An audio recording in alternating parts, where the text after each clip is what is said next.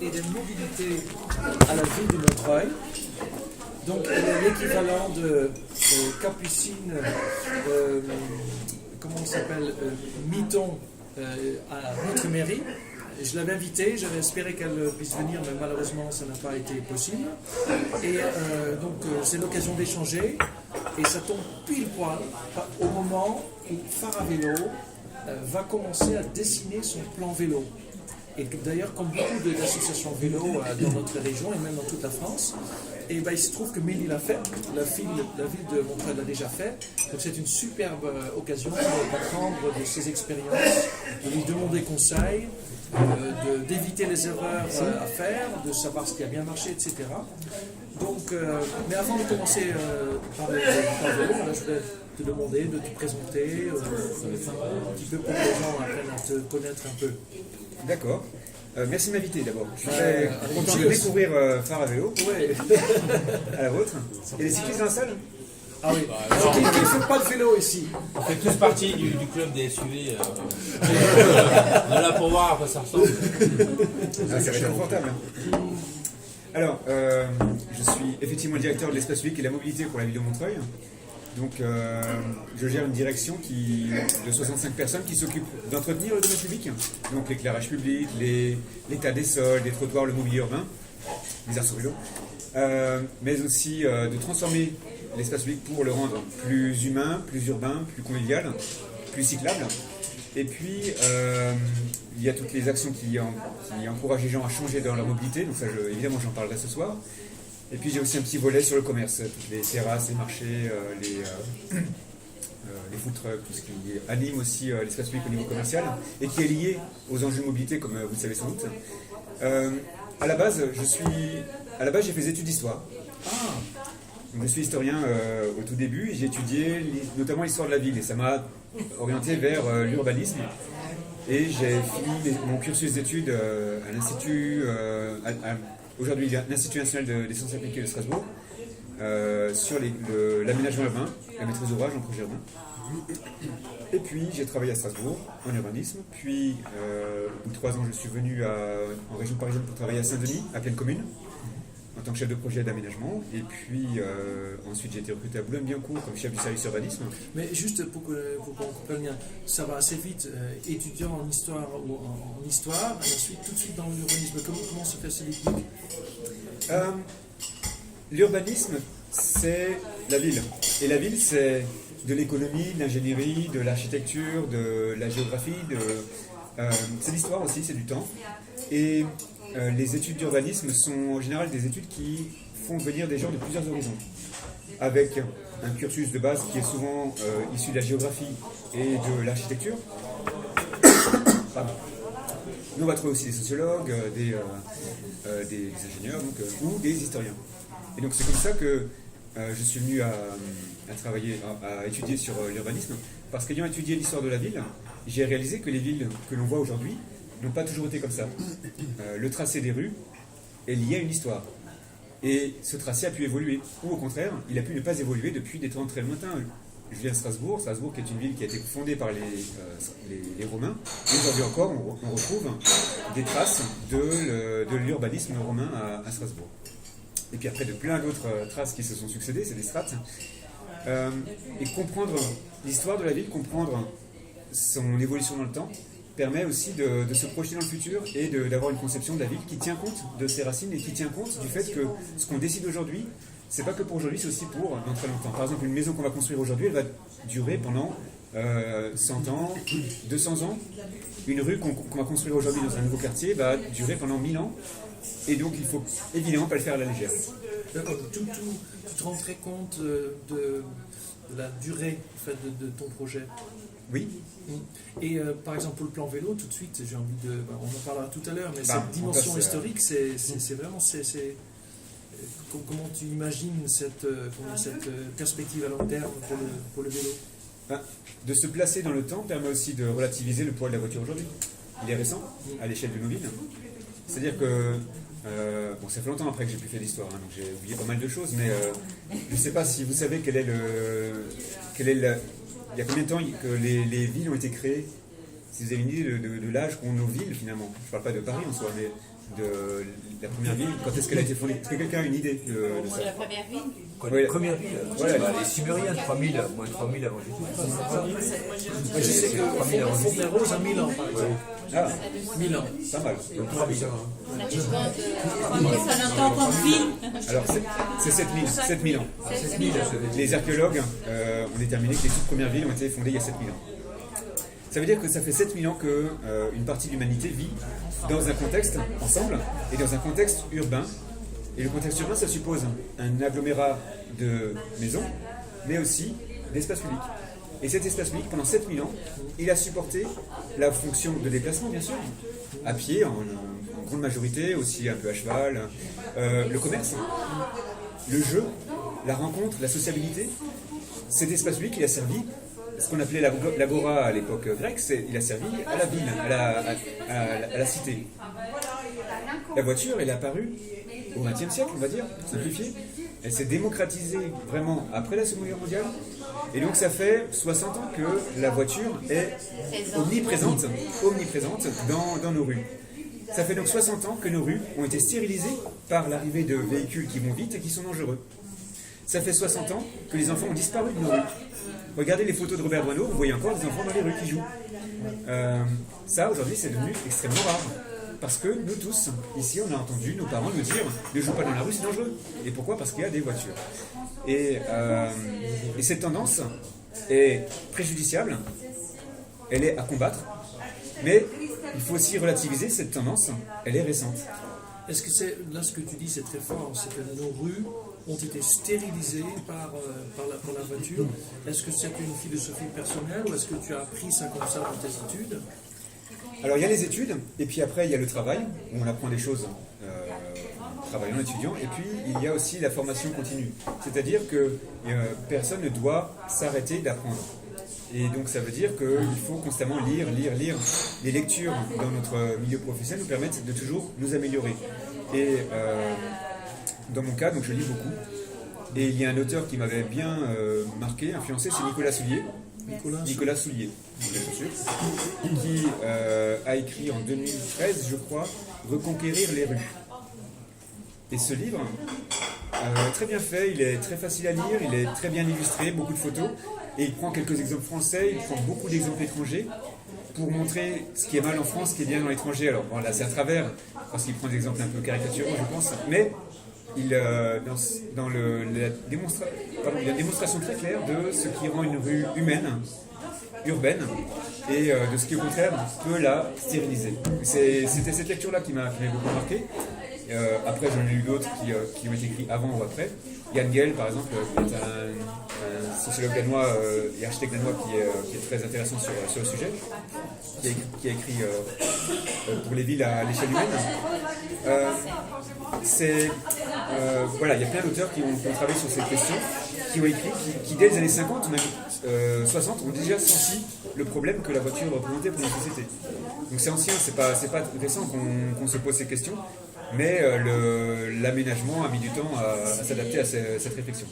Est-ce que tu t'es intéressé aussi aux façons différentes dont les sociétés différentes dans d'autres pays ont réagi à ça? Par exemple, aux Pays-Bas, dont je viens, cette résistance contre cette stérilisation est apparue plus tôt qu'en France. Est-ce que tu t'es intéressé aussi à ces divergences? Oui.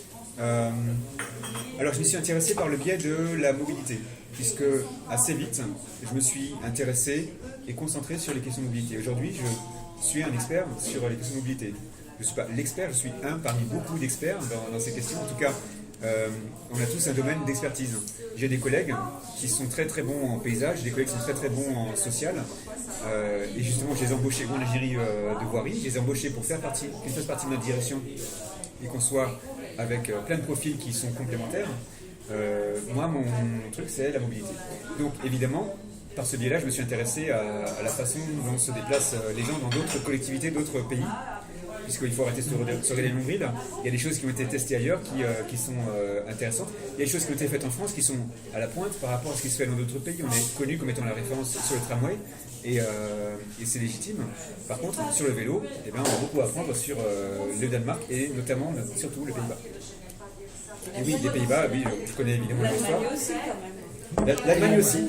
L'Allemagne, mais l'Allemagne a démarré plus tard que le Danemark et les Pays-Bas. Et du coup, ils ont développé des choses intéressantes, mais souvent en s'inspirant à juste titre de ce qui se faisait en Allemagne et au Danemark et aux Pays-Bas. Je propose effectivement d'en parler plus tard quand on va discuter du workshop avec les Néerlandais. Quelle inspiration peut-on tirer par exemple, l'expérience néerlandaise. Une autre question, qu'est-ce qui te plaît dans ton métier? Parce que pour moi, le but de parler de ton parcours, c'est aussi de répondre à la question comment trouver du travail, explorer ce métier. Il y a beaucoup de gens qui me contactent, qui me disent j'aimerais bien travailler dans le vélo, j'aimerais bien travailler dans la mobilité. Qu'est-ce qui te plaît dans ce métier? J'ai finalement deux métiers, je travaille sur la mobilité, mais je suis aussi fonctionnaire. Et ça correspond à deux aspirations qui se croisent. Je souhaite être utile.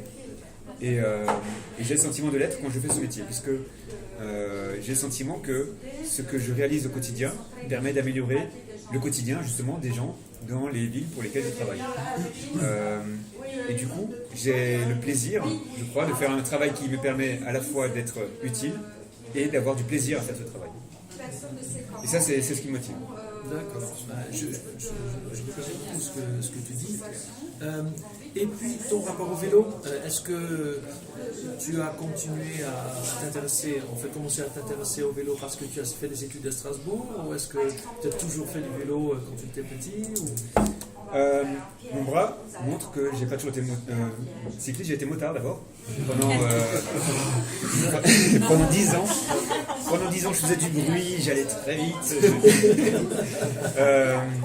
J'étais fasciné par les moteurs, par la beauté aussi des motos. J'aime le design aussi, je trouve que les voitures et les motos sont des objets très beaux en soi. Donc vous voyez, je ne mets pas non plus la figure du diable sur les voitures. Par contre, c'est comme les gens qui font des collections, peut-être qu'il y en a parmi vous, donc je sais pas, mais en général, quand on collectionne un objet, c'est parce qu'on le trouve beau. Mais la collection, après, elle se compose de plein d'objets beaux mis côte à côte, et finalement, quand on met tous côte à côte, c'est plus aussi beau que ça. C'est l'unique objet, structure la pièce, tout le monde le regarde, ah c'est beau. Quand il y en a 300 autour, bon, c'est un peu banal. Et bien les voitures, c'est ça. Une voiture, ça peut être beau en soi, mais quand on a tellement dans nos rues, finalement, nos rues sont enlaidies par la présence des voitures. Bon, donc moi, j'ai été motard. Et puis j'ai eu des accidents, ça m'a pas arrêté, j'ai continué de faire la moto derrière. Et j'ai rencontré un jour un homme qui avait une superbe voiture décapotable anglaise, je trouvais ça génial. J'ai vendu ma moto, j'ai acheté un cabrio anglais, donc encore une fois très moteur. Et puis un jour, j'ai quitté Strasbourg pour venir m'installer à Paris. Et là, je me suis dit, c'est pas la peine de garder une voiture, je roulerai jamais avec. Je l'ai vendue. Et arrivé ici, donc je me déplaçais surtout en transport en commun. Et un jour, on m'a offert un vélo. Et puis c'était pas mal. Tu faisais du vélo avant ou pas? À Strasbourg j'en faisais, oui, parce que c'était aussi un moyen. Je faisais pas tout le temps la moto, hein. Je prenais beaucoup le vélo pour aller de mon domicile au travail. Parce que le parcours est agréable le long d'un canal de Strasbourg. Et j'étais polyvalent. Je prenais aussi le tramway à Strasbourg parce qu'il était très efficace. Donc j'avais pas une mobilité arrêtée, c'était très varié. À Paris, c'était plus que transport en commun au départ, et puis au fur et à mesure que j'ai apprivoisé la ville, je me suis même déplacé aussi à vélo. Et pourquoi ne pas avoir continué sur le vélo? Moi, il m'arrive par exemple de trouver des cyclistes dans la rue, et même une dame sur un vélo cargo, et je lui posais la question, mais c'est incroyable que vous fassiez ça, c'est génial. Et elle me dit, je reviens des Pays-Bas. Donc elle avait habité aux Pays-Bas, s'était mise au vélo, et ensuite elle a continué à faire. Pourquoi toi tu as arrêté le vélo à Paris? Peut-être parce que Paris paraissait impressionnante, que c'est trop compliqué. Sans doute. Et puis au départ, on a besoin de choses simples. Et qu'est-ce qui est simple? C'est le plan du métro. D'ailleurs, j'ai bossé là-dessus pour le vélo à Montreuil, on pourra en parler. Mais aussi, on va en parler tout de suite. Je trouve que les plans de vélo de nos villes sont en général compliqués. Je peux vous montrer tout de suite la carte du plan vélo de Montreuil. On va en parler tout de suite. On va faire la transition. Mais juste pour voir, ça c'est notre ambition pour 2030. Donc c'est en fait, vous voyez Montreuil et puis vous voyez plein de traits dans tous les sens. C'est pas lisible, c'est pas une carte qui est sexy, vous voyez. Par contre, un plan de métro, c'est beaucoup plus appréhendable parce que c'est des couleurs. C'est quoi les plans vélo? C'est un plan vélo. Ouais, juste avant de sauter dans ce sujet qui va nous occuper beaucoup, juste quel type de vélo utilises-tu? Ah bah tout plein. Par minute. Là je suis venu avec un vélo que je viens d'acheter, un Orbea Carpe 10, qui est un vélo de ville, guidon droit, avec lequel j'ai une sacoche à l'arrière, donc, et qui me permet de rouler de façon légère et rapide à travers la ville. Mais pour me déplacer avec mes enfants, j'ai un vélo cargo, un Urbanaro, néerlandais donc. Donc vous connaissez, hein, ces grandes baignoires devant le vélo qui permet de transporter plein de choses, c'est très pratique. En électrique, du coup, non? Il est avec assistance électrique effectivement, et je pense que c'est important quand on a un vélo cargo de prendre l'assistance électrique, parce que le vélo pèse plus lourd qu'un vélo classique, parce que quand il est chargé c'est encore pire, on peut aller jusqu'à 100 kg de charge, donc vous imaginez quoi que ça représente, quand il y a de la pente, quand le trajet est long, ou quand on est fatigué, si on n'a pas l'assistance, on peut vite être rebuté. Je pense que c'est 20 mètres. Or, il faut vraiment le faire de façon très naturelle. C'est très justifié pour un vélo cargo d'avoir une assistance électrique. J'ai beaucoup utilisé Vélib. Avant, c'est des boires. Maintenant, je ne me suis pas réabonné, mais je sais que je le referai parce que c'est quand même une façon qui pouvait me servir de dépannage par moment. Voilà. D'accord. Et puis, on m'a prêté un Brompton pour aller à Toulouse récemment. Et alors, ça te plaît? En fait, ça m'a permis de partir de Montreuil, de tracer à Montparnasse, de prendre le vélo directement et puis arriver à la gare de Toulouse, de rouler sur les quais, de me faire siffler mais de pouvoir aller plus vite et tout de suite d'aller à l'hôtel et puis ensuite à Toulouse de pouvoir bien visiter la ville. C'était très pratique, ouais. Oui, parce que je suis tenté, mais je ne l'ai toujours pas fait. Donc, si on veut tous tenter, je pense. C'est l'objet du désir. Ouais, exactement. Après, ma femme a un vélo, ma fille a un vélo, mon petit aura également son vélo. D'accord. Donc, tu aspires à avoir une ville où les enfants peuvent faire du vélo. Oui, ça c'est important, effectivement. C'est un credo pour les Irlandais et je pense qu'on devrait se l'appliquer aussi, c'est que nos rues soient conviviales et attractives et sécurisées au point que les parents et les enfants aient confiance et laissent les enfants rouler à vélo. Bon, on va alors s'intéresser au plan vélo. Alors, comme je disais tout à l'heure, c'est une superbe occasion hein, parce que nous, on va s'y intéresser, on va écrire notre propre plan vélo. Donc, on est très chanceux de pouvoir poser des questions tout à l'heure pour écrire le meilleur plan vélo pour Fontenay-Rose. Aussi pour inspirer nos élus, parce que nous n'avons toujours pas de plan vélo, on veut inspirer, motiver notre maire à en adopter un aussi. Je pense que ça va aider si nous on fasse une proposition. Alors, première question, pourquoi un plan vélo? Bonsoir. Salut.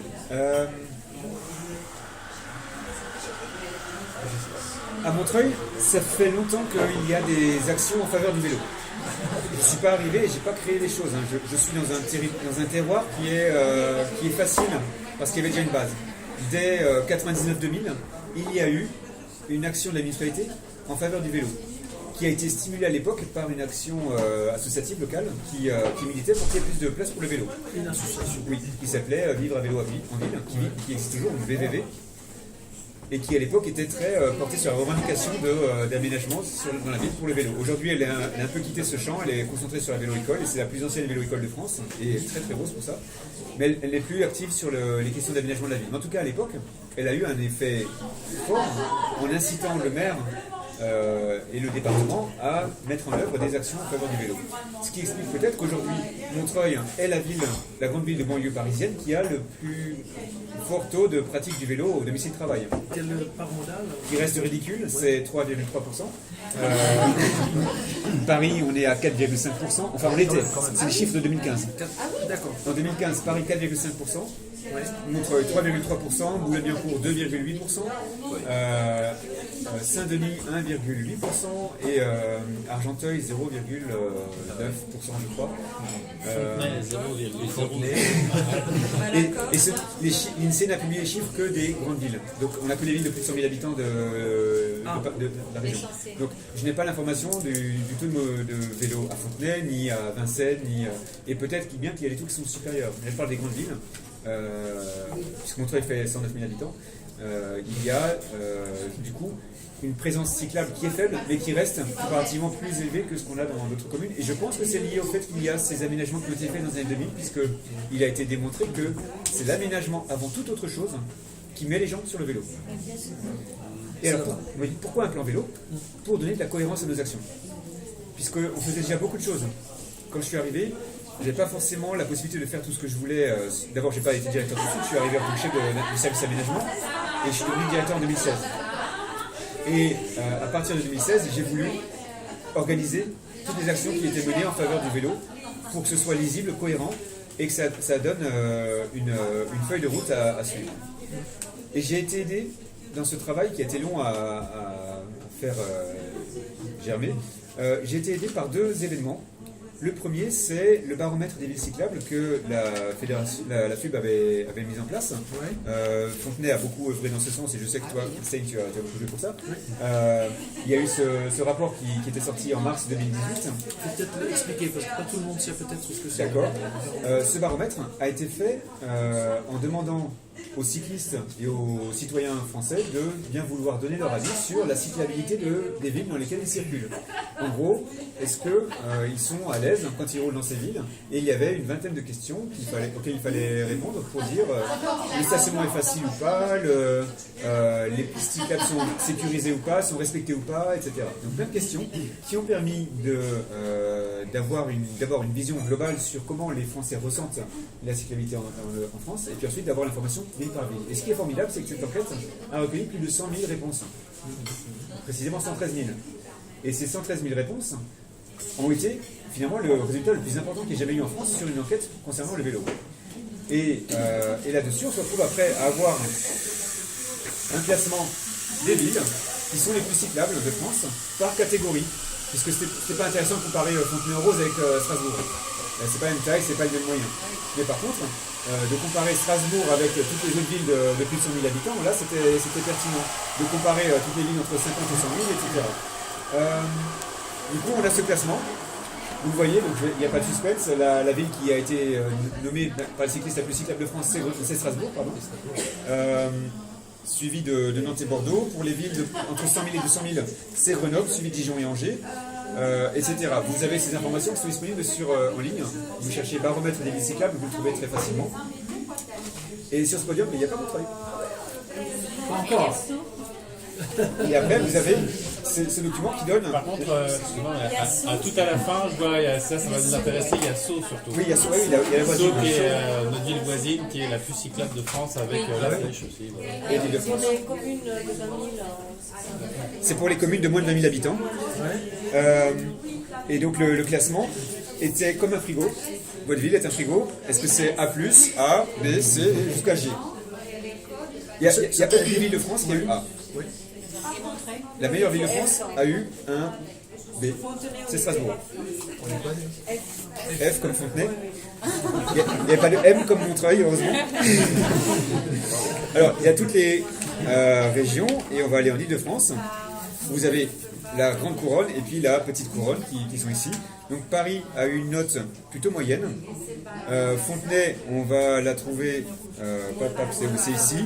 Et puis Montreuil, c'est ici. Donc le rond correspond à la ville par rapport à sa population. Et puis Montreuil a une note médiocre, un E. C'est un rouge-orange, faut pas être méchant. Mais quand même, c'est pas vert. On est loin du vert. Et ça, pour moi, c'était très bien. J'aurais surtout pas voulu qu'on ait une bonne note. Parce que sinon, qu'est-ce qui se passait? Et je me disais, ah bah vous avez vu les bandes cyclables, c'est bien. Bon. Du coup, j'étais content d'avoir ce résultat. Ça m'a permis d'avoir un argument sur lequel m'appuyer. Les citoyens qui circulent à Montreuil ne sont pas satisfaits des conditions de circulation. Alors, c'est pas noir. Là, vous avez un résumé après ville par ville. On a donc la note de la ville qui est 2,97 sur 6, donc c'est un classement un peu compliqué. Je pense que la FUB va un peu améliorer les choses, c'est sûr qu'il faut avoir 6 pour avoir une bonne note. Mais bon, il faut retenir que c'est une note médiocre, d'accord? Et vous avez des choses qui sont positives et des choses qui sont négatives parmi toutes les questions. Et à Montreuil, il y a des choses pour lesquelles on fait mieux que les voisins. Enfin, non, pas les voisins, que les grandes villes de la même taille. C'est-à-dire que, par exemple, les rues en sens unique sont ouvertes à double sens pour les vélos, et c'est ressenti comme étant quelque chose de positif à Montreuil. Et on fait mieux que la moyenne de nos petits camarades. Pareil, sur trouver un magasin ou un atelier de réparation à vélo est facile, c'est vrai qu'il y a 5 vélocistes à Montreuil, ce qui est plutôt rare en couronne. Les conflits entre les cyclistes et piétons sont rares. Voilà, là on a des bonnes notes. Et puis, il y a aussi, et ça c'est intéressant, les mauvaises notes. La plus mauvaise, c'était, lors des travaux sur des itinéraires cyclables, une solution alternative sûre est proposée. Là, on le fait beaucoup moins bien que les camarades. Le stationnement des véhicules motorisés sur les itinéraires cyclables est rare, eh ben non, on est mauvais. Les vols de vélos sont rares, non. À vélo, les conducteurs des véhicules motorisés me respectent, non. Donc là, il y a une série de choses qui sont plutôt négatives sur Montreuil. Eh ben, grâce à ce résultat, j'ai fait tout de suite une note aux élus disant la FUB nous donne les cyclistes nous donnent une mauvaise note. Et en plus, les cyclistes ont pointé les points noirs de Montreuil. J'ai fait une carte qui a montré quels sont les points noirs qui ressortent le plus souvent pour les cyclistes. Et ça permet de démontrer que là et là, il y a vraiment des problèmes ressentis par les cyclistes et qui sont sans doute liés à une réalité sur le terrain. Dans 2 ans, il va y avoir, on était en... Et c'était normalement cette année? Parce que c'était en 2017. C'était fin 2017 et je disais donc 2 ans après, donc ce sera fin 2019. Mais la note a été faite à l'époque. Il y aura de nouveau une enquête. Et je vous propose comme objectif d'avoir une meilleure note lors de la prochaine enquête. Et pour y parvenir, il va falloir qu'on fasse des actions. Et ça permettait du coup de justifier derrière de mettre en place un plan vélo. Et cette note a eu un écho auprès de nos élus. L'autre aspect, c'est la région qui a voté son plan vélo, qui consiste à subventionner les plans vélo des communes. Et ça tombait bien, puisqu'on avait déjà lancé le travail de conception d'un plan vélo sur Montreuil.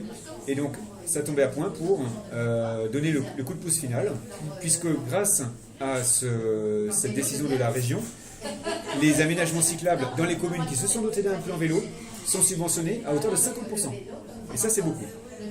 Ça veut dire que toutes les futures pistes cyclables de Montreuil, les implantations d'arceaux dans des secteurs stratégiques, les actions certaines actions de promotion, le classement des rues à 30, etc., il y a des subventions.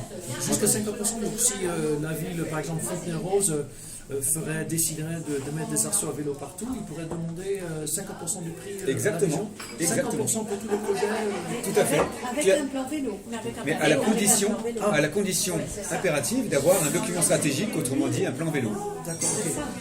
Et je vous présenterai celui de Montreuil, mais donc Validé par le conseil municipal. il faut voter un plan vélo au conseil municipal, il faut voter sur ce plan vélo un échéancier de mise en œuvre des actions, le communiquer à la région, le soumettre pour validation, et s'il est validé, derrière, on peut ensuite déposer des projets. Donc ils doivent être dessinés, chiffrés et ils sont financés. Voilà, pour les arceaux vélos, on se contente d'envoyer les devis pour l'achat des arceaux vélos. C'est validé, paf, on achète les arceaux. D'accord, il y a tout un Comment on travail. peut le chiffrer facilement Les arceaux vélos en tant qu'asso, comment on peut chiffrer quelque chose? Ah, c'est pas aux associations de chiffrer, c'est les villes. D'accord, c'est à la ville de son C'est la ville. chiffrer les... D'accord. C'est le conseil municipal qui dépose un plan vélo, c'est le conseil municipal qui va acheter les arceaux vélos et qui va demander à des fournisseurs. Vous travaillez avec la mairie de faire un plan.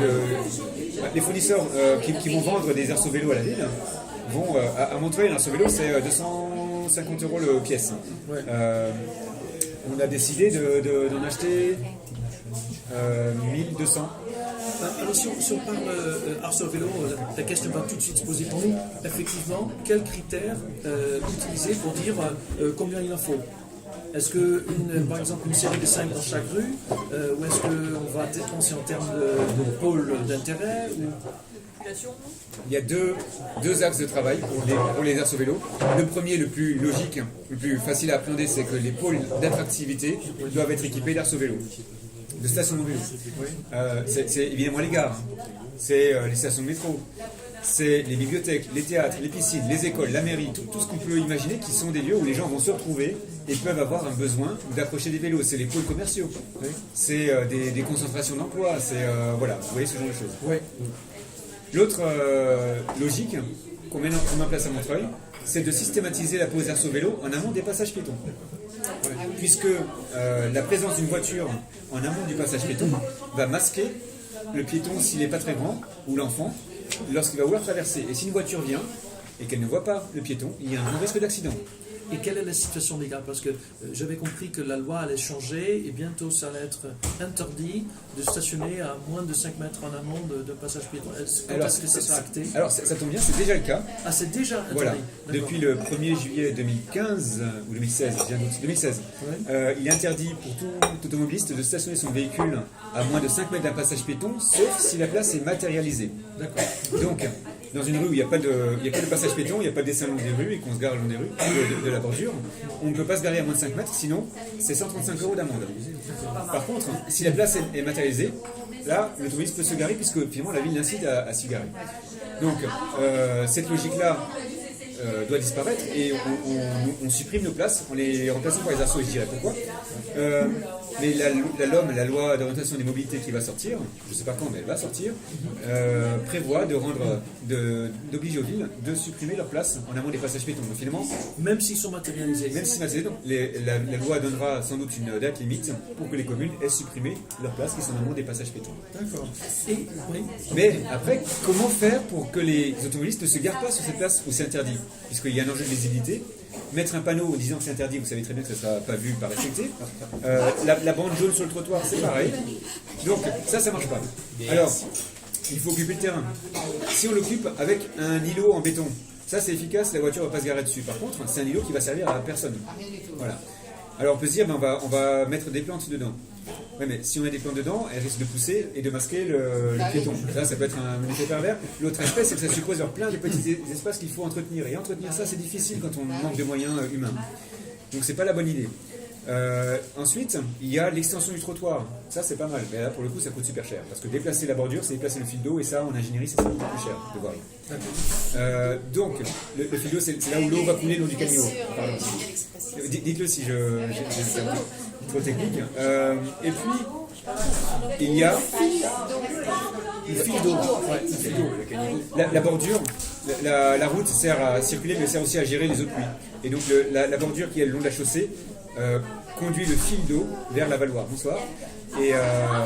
Et donc ça, c'est ça qui coûte cher quand on a des travaux d'ingénierie.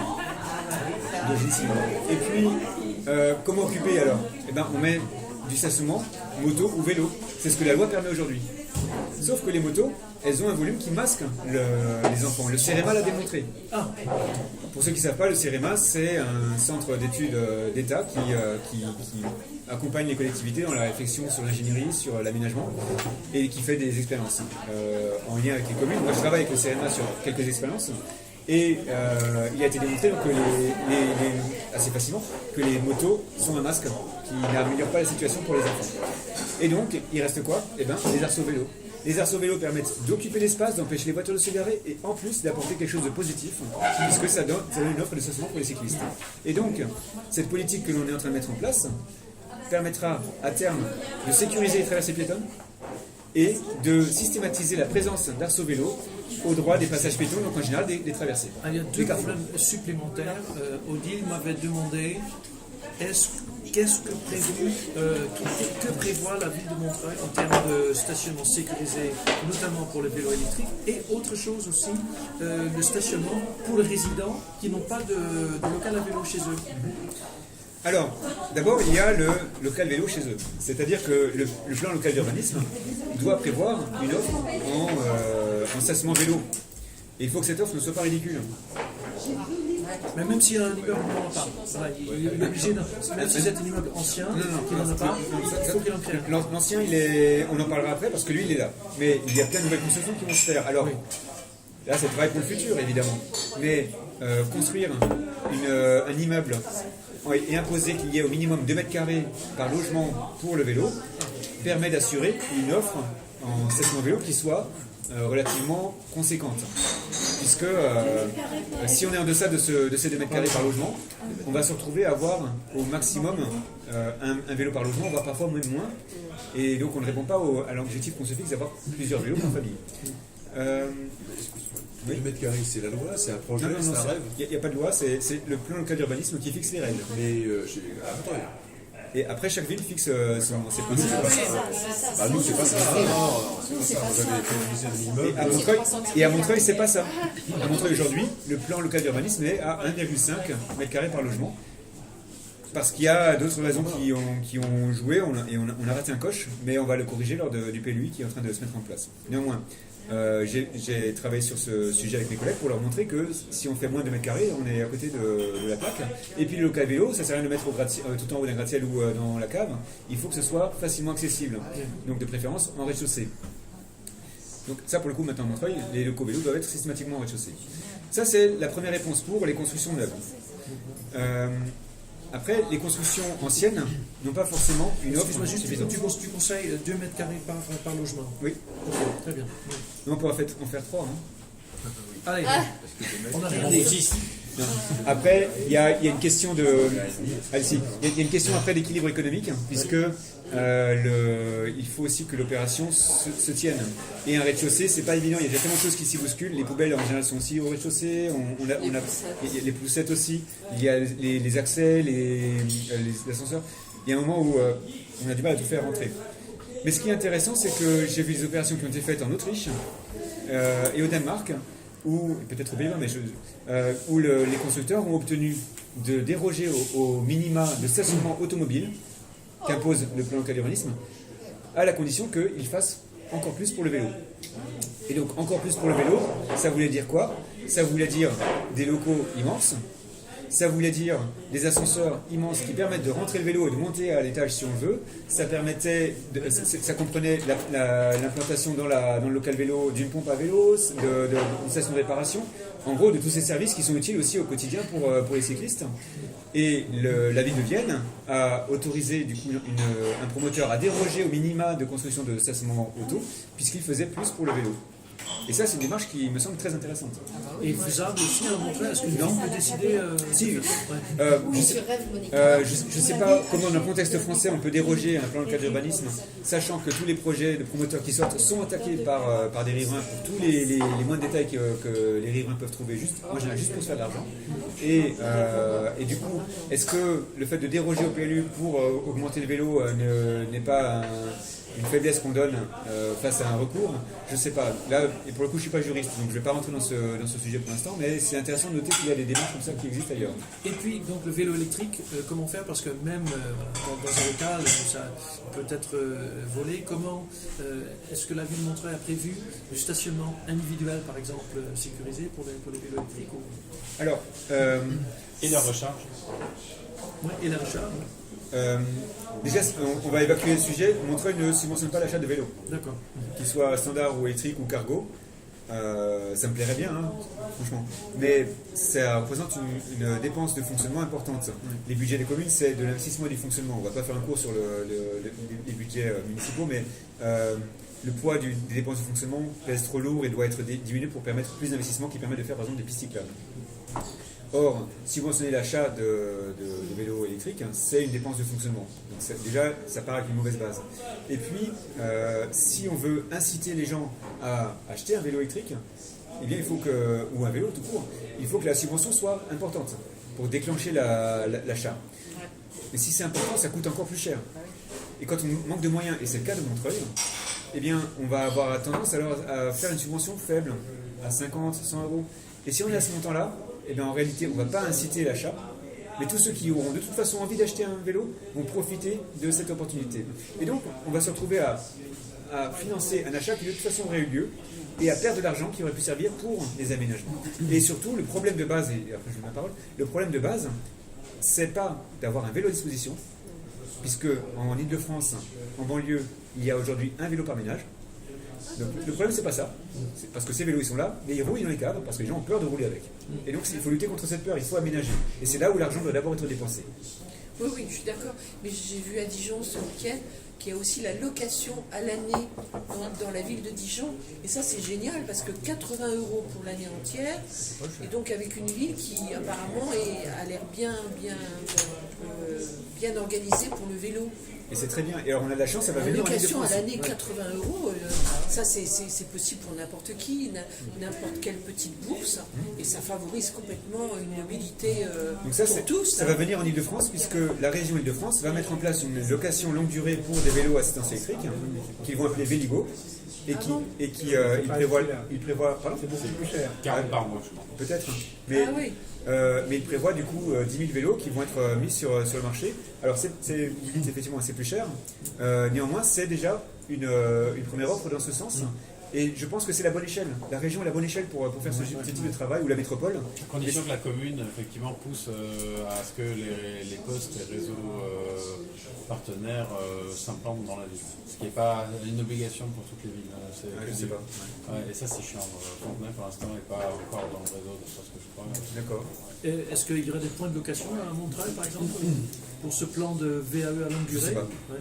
Je ne me suis pas investi pour l'instant sur le sujet. Je propose de passer, parce qu'il y a beaucoup de sujets à balayer, juste les grands axes, un plan vélo, c'est quoi les axes de travail? Juste comme ça, il y a un truc intéressant qu'on va déployer, c'est les vélobox qui existent déjà dans beaucoup de communes en Ile-de-France, en France, pardon. Paris est en train de le tester dans le 4e arrondissement avec 2 vélobox. Et là, à Montreuil, ce mois-ci, on va avoir 4 vélobox qui vont être posés sur 4 endroits majeurs de Montreuil pour dire, regardez, il y a un nouvel objet qui va arriver. Est-ce que vous êtes intéressés? Manifestez-vous. Et on prévoit à la rentrée en septembre de déployer 20 vélobox dans les endroits où il y a le plus de demandes pour. Et alors, qu'est-ce que c'est qu'un vélobox? C'est déjà une vélobox ou un vélobox? J'ai fait la discussion là-dessus. Parce que c'est une boîte. La grande angoisse des. Ouais, mais c'est un box. La grande angoisse des étrangers, c'est est-ce que c'est le ou là donc, je sais pas, on n'a pas tranché, enfin on dit vélobox. C'est en fait une boîte, c'est une boîte, parce que c'est, on va dire vélo-boîte, qui va être posée sur le domaine public, qui fait la taille d'une demi-voiture, d'une demi-place de stationnement, et dans laquelle on peut rentrer 6 vélos. Et elle s'ouvre comme ceci, et elle permettra à des personnes qui prendront un abonnement à l'année de ranger, ou au trimestre, de ranger dedans leur vélo de façon sécurisée. Il y aura un code d'accès pour ouvrir la trappe. Et ça permettra du coup de compenser ce manque qu'on peut avoir dans les immeubles qui sont anciens, qui n'ont pas de locaux vélo, pour des personnes qui veulent acheter un vélo, qui peut avoir de la valeur, ou qui peut être en assistance électrique par exemple. Il n'y aura pas de recharge dedans. Si une personne a un VAE, et bien tout simplement il prendra la batterie avec lui, il le chargera à la maison. Bon. Sous condition qu'elle soit extractive. Sous conception que Qu'elle soit extractive. Eh ben tant pis, parce que après, amener l'électricité dans ces choses-là, ça fait monter. Il y a des coûts logiciels de raccordement qui deviennent.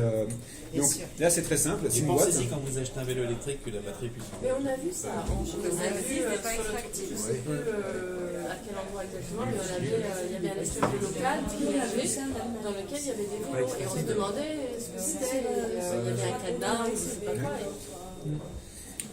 Donc ça, c'était développé à Londres. Il y en a beaucoup là-bas. Et puis maintenant, Est-ce que ça c'est vient en France. étanche aussi? Est-ce que ça laisse passer la flotte ou... Non, alors c'est couvert. C'est couvert. D'accord. Après, il y a des grilles sur le côté qui permettent de voir dedans, parce qu'il y a un enjeu avec Vigipirage, c'est d'avoir une visibilité dans l'espace. Mais les vélos sont à l'abri de la pluie. Hein. D'accord. Mais ça veut dire qu'on loue la place à l'année ou comment c'est? Ou au trimestre. Ou au trimestre. Voilà. Mais par exemple, dans le 4e arrondissement, il y a une, donc il y a 6 places pour tout le 4e arrondissement. Ça me Là, ils sont en train de tester, ils vont en déployer tout plein. Comment identifier les endroits où le mettre? Je vais te donner un exemple. On a lancé par Twitter, dès que ça a été annoncé pour notre ville, à Fontenay, apparemment, on va en avoir à peu près 4, je crois, entre 4 et 6. Et donc on avait lancé une tweet, où est-ce que vous les voulez? Et les gens tout de suite, oui, et les gens avaient tout de suite dit, il faut que ce soit à côté du théâtre, de l'école, en fait des endroits où on va pour faire quelque chose, mais on n'a pas pensé en termes de logement. Alors que pour moi, c'est plutôt quelque chose qu'il faut mettre à côté des immeubles qui n'ont pas de local à vélo. Justement, c'est ma question. C'est partagé ou est-ce qu'un vélo box c'est pour une place qu'on loue dans un box ou quand on va quelque part, c'est comme le Vélib, on peut mettre son vélo dans un vélo box qui est disponible? Il y a un vélo box avec dedans 6 places, et une personne va louer une place dans ce vélo box, mais pas dans le vélo box à l'autre bout de la ville. C'est ça, donc il a une place attitrée à lui dedans, où personne d'autre peut mettre son vélo à la place. Et C'est comme un garage à vélo d'immeuble, mais comment savoir où les mettre? Eh bien, si on les met là au mois d'avril, c'est parce qu'on veut faire connaître l'objet, et il va y avoir une grande campagne de communication autour de ça, avec des articles dans la presse municipale, sur les réseaux sociaux, des affiches, qui vont dire, il y a des vélobox qui viennent, est-ce que vous êtes intéressé? Si oui, envoyez un mail à vélobox@montreuil.fr. Et toutes les demandes qui sont déjà en train d'arriver sont géolocalisées, et on arrêtera les compteurs en fin juin. Donc fin juin, on saura où il y a eu le plus de demandes. Et donc, on va voir les endroits où il y a des concentrations, c'est là où on mettra les vélobox, quitte à ce qu'on les remplisse que qu'il n'y a que 3 places prises, 4 places prises, mais on pense qu'à partir du moment où la boîte sera dans la rue, ça suscitera d'autres demandes de personnes de la À rue. quel prix? Et le conseil municipal a voté les tarifs, vous savez. Donc c'est 15 € pour le trimestre et 50 € pour l'année. Et c'est dans un axe de caméra de surveillance. Ah ben aujourd'hui je ne sais pas, puisque on ne sait pas où elles seront posées. Non mais en gros ouais, c'est ça, parce que si jamais il y a un type qui arrive qui vandalise, il ouvre. Fin juin, on saura où les gens ont le plus exprimé leurs besoins et on les posera. J'imagine que la plupart des rues à Montreuil ont de la surveillance. Il n'y a qu'une seule rue à Montreuil qui a de la vidéosurveillance aujourd'hui. Et donc non, elles seront sans ce système. Les fabricants aujourd'hui ne font pas état de boîtes fracturées. Finalement, tu as sorti de France. Alors, juste pour voir un peu les grands axes quand même, plan vélo, quels sont les axes de travail? Alors un plan vélo, enfin le plan vélo de Montreuil, il travaille sur, il porte sur 5 axes de travail. Il est composé de 2 choses. Il est d'un côté le diagnostic, puisqu'on ne part pas de rien, et ça reste un outil de communication, donc les élus y tenaient, et puis je trouve ça légitime qu'on parle de ce qu'on a déjà fait à Montreuil, puisqu'il y a beaucoup de choses qui ont déjà été faites. Donc il y a tout un côté diagnostic sur ce que Montreuil a déjà en faveur du vélo. Et puis derrière, il y a les 5 axes de travail, qui sont d'abord sécuriser et améliorer la qualité des déplacements cyclables. Donc concrètement, les aménagements, les pistes, les bandes, les passages cyclistes au feu, les aménagements de sécurité, l'apaisement de la circulation aussi. Ah, ça c'est le deuxième axe? Non, ça fait partie de ça. Même si Montreuil a déjà classé toute la ville à 30, depuis juin 2018, on a 100% des voies communales et les 2/3 des voies départementales qui sont classées à 30 à Montreuil. D'accord. Et ce classement à 30 affiche l'ambition que toutes les vitesses sont apaisées. La réalité n'est pas encore ça, mais on va en parler parce que c'est un sujet. Ok, on va en parler après. Ouais. Mais aussi, on l'a accompagné systématiquement du double sens cyclable. D'accord. Ça veut dire qu'à Montreuil, il n'y a plus une seule rue qui soit en sens unique pour un cycliste. Ça veut dire qu'à Montreuil, on ne se pose pas de questions. Si on voit un trou entre 2 maisons, on peut y aller. Donc ça permet de prendre toujours l'itinéraire le plus court. Ça c'est facile et c'est pas cher. Ça c'est le premier axe, les aménagements. Le deuxième axe, c'est développer l'offre de stationnement vélo. On en parlait, on pourra peut-être encore revoir. Le troisième axe, c'est les services aux cyclistes. Le deuxième, c'est l'offre de stationnement. Le troisième, les services aux cyclistes. À la fois les systèmes de location divers et variés, puisqu'on a aussi Vélib qu'on a développé en plus grande quantité chez nous. Les systèmes les pompes à vélo, vous savez qu'on est assez connu pour ça, on a déployé 11 pompes à vélo assez rapidement sur Montreuil qui sont en libre service, voilà, n'importe qui vient pour pomper son vélo. Et il y a beaucoup de pays qui ont développé ça, des villes, mais c'était assez rare encore en Ile-de-France, maintenant ça vient. Et puis là on a aussi déployé des bornes de réparation en libre service sur le domaine public, donc on accroche le vélo, puis on a des outils qui permettent de faire des menus serrage, réglage, etc. Ou changer une roue si on veut. Et puis il y a aussi un travail par rapport à la mobilité des agents de la ville. Donc on a travaillé sur un plan de mobilité pour les agents de la ville pour mettre en évidence la facilité qu'il y aurait à se déplacer autrement qu'en voiture pour aller au travail, mais aussi mettre à disposition des vélos dans le pool de services. Les ingénieurs par exemple, ils ont pour consigne de se déplacer qu'à vélo, parce que ça permet qu'ils soient efficaces. Et c'est le but premier, ils ont beaucoup de projets à mener. J'ai pas envie qu'ils perdent du temps dans les bouchons, à chercher une place pour se garer, etc. Alors juste pour faire un arrêt là-dessus, ça c'est parce que c'est quand même souvent des entreprises disent non, je ne veux pas justement motiver mes employés à se déplacer à vélo parce que c'est dangereux. Déjà, comment vous avez géré ce sujet-là et est-ce que les gens sont intéressés pour le faire? Est-ce qu'ils ne disent pas non, je ne veux pas parce que je trouve ça dangereux? Comment ça se passe? Oui, il y a encore... Bon, déjà, on affiche le fait que c'est pas dangereux. Ce qui est dangereux, c'est les bagnoles. Donc, il faut qu'il y ait moins de bagnoles et là, ce sera moins dangereux dans nos rues. Mais les études ont été nombreuses qui ont démontré que c'était un ressenti qui n'était pas rationnel. Par contre, il est vrai que quand même ce ressenti est là. Et donc il y a des gens parmi mes collègues qui n'ont pas envie de faire du vélo, qui sont inquiets, tout ça. Et je les comprends, je les force pas. Donc c'est un libre choix, mais l'incitation est forte. Et puis en fait, chez moi, mes ingénieurs, ils sont tous à vélo, quoi. Quasiment. Et c'est dès le début ou est-ce qu'ils se sont entraînés les uns les autres? Certains étaient dès le début, et puis d'autres s'y sont mis progressivement. Là, j'ai mon chef du service de gestion d'espace public, donc là, c'est plutôt le service classique de la voirie, celui qui entretient avec la régie, les tractopelles et tout ça. Ça fait une semaine, 10 jours qu'il roule tout le temps à vélo maintenant. Donc, Et une question, ils ont tous une place pour garer des vélos dans l'entreprise. il y a ça aussi. Donc, alors là, je parlais de la flotte de vélos en libre service pour les agents. Donc on a une flotte de vélos à séance électrique pour se déplacer. Dans le cadre du travail. Par contre, il y a aussi, évidemment, ça c'est important, la possibilité qui est donnée aux agents qui viennent avec leur propre vélo de stationner. Donc oui, il y a... Et comment ça se passe après pour le pass Navigo? L'employeur a quelle politique? Parce que moi j'ai un petit collègue aujourd'hui qui me dit, moi j'habite Garenne-Colombe. Garenne-Colombe, Saint-Ouen, il pourrait le faire à vélo. Il a demandé une place de stationnement dans le parking dans l'entreprise. L'entreprise dit bah non, parce que ça veut dire que tu viens tout le temps à vélo. Il m'a dit non, c'est une fois par semaine.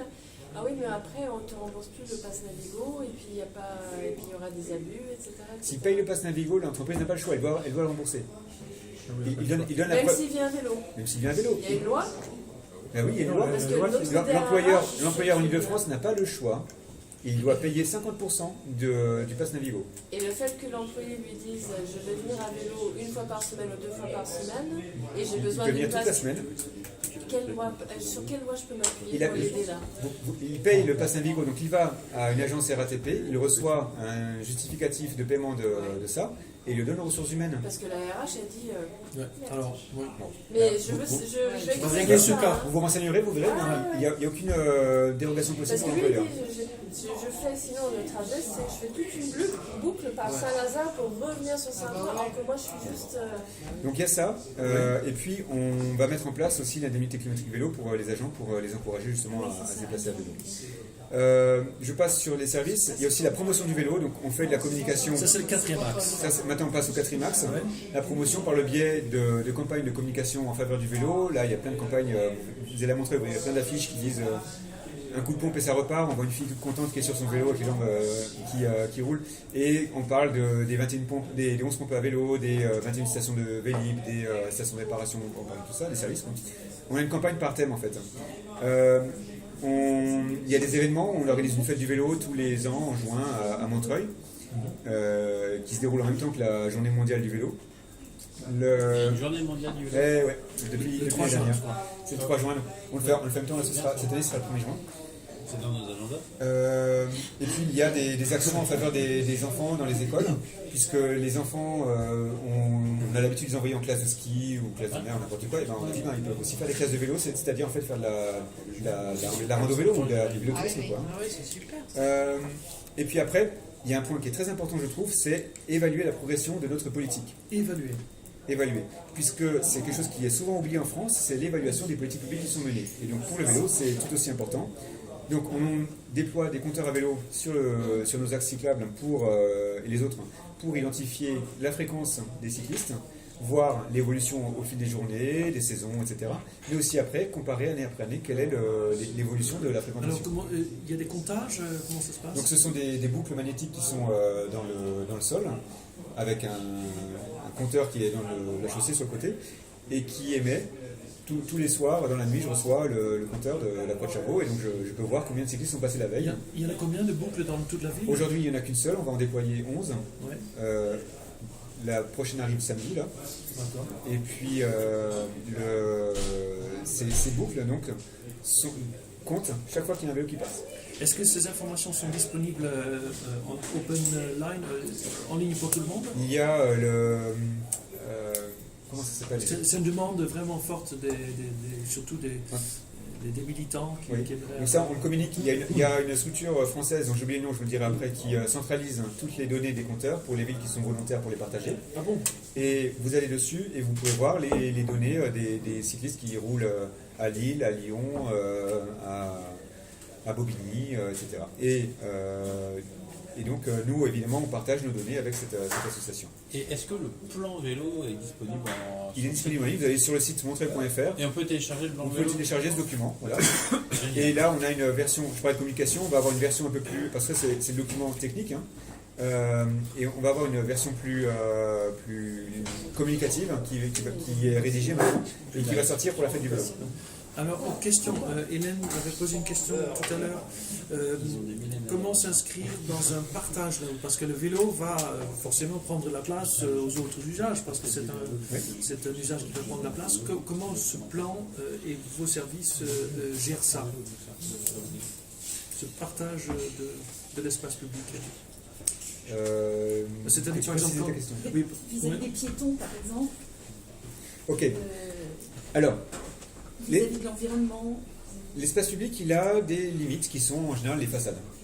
Et on ne peut pas l'étendre. Donc, ce qui est dedans, l'espace qui est dedans va devoir gérer les besoins. Et les besoins, c'est de se déplacer, c'est de stationner, voiture, vélo, c'est se déplacer en véhicule motorisé, à vélo, à pied aussi, c'est le commerce, les étals des épiceries ou les terrasses des restaurants, c'est la végétation, la présence de la verdure et de l'eau aussi en ville, c'est le jeu, c'est plein de choses. Mais voilà, nos rues, elles ne sont pas bien larges, donc en banlieue, c'est partout pareil. Et donc, il n'y a pas la place pour tout. Alors, il faut faire des choix. Et ce choix ne doit jamais être au détriment des autres modes actifs. En clair, nos pistes cyclables ne doivent jamais prendre la place des piétons. Ou alors, situation exceptionnelle, c'est inévitable de le faire comme ça. Cette exception, ce postulat, ce n'était pas le cas auparavant. C'est-à-dire qu'auparavant, on avait tendance, lorsque le trottoir était un peu large, à se dire, on va séparer ça en deux et puis les cyclistes pourront y rouler. Et c'est une erreur, puisque le report modal suppose qu'on passe d'un mode à l'autre. Et on ne veut pas dégrader la condition de déplacement à pied.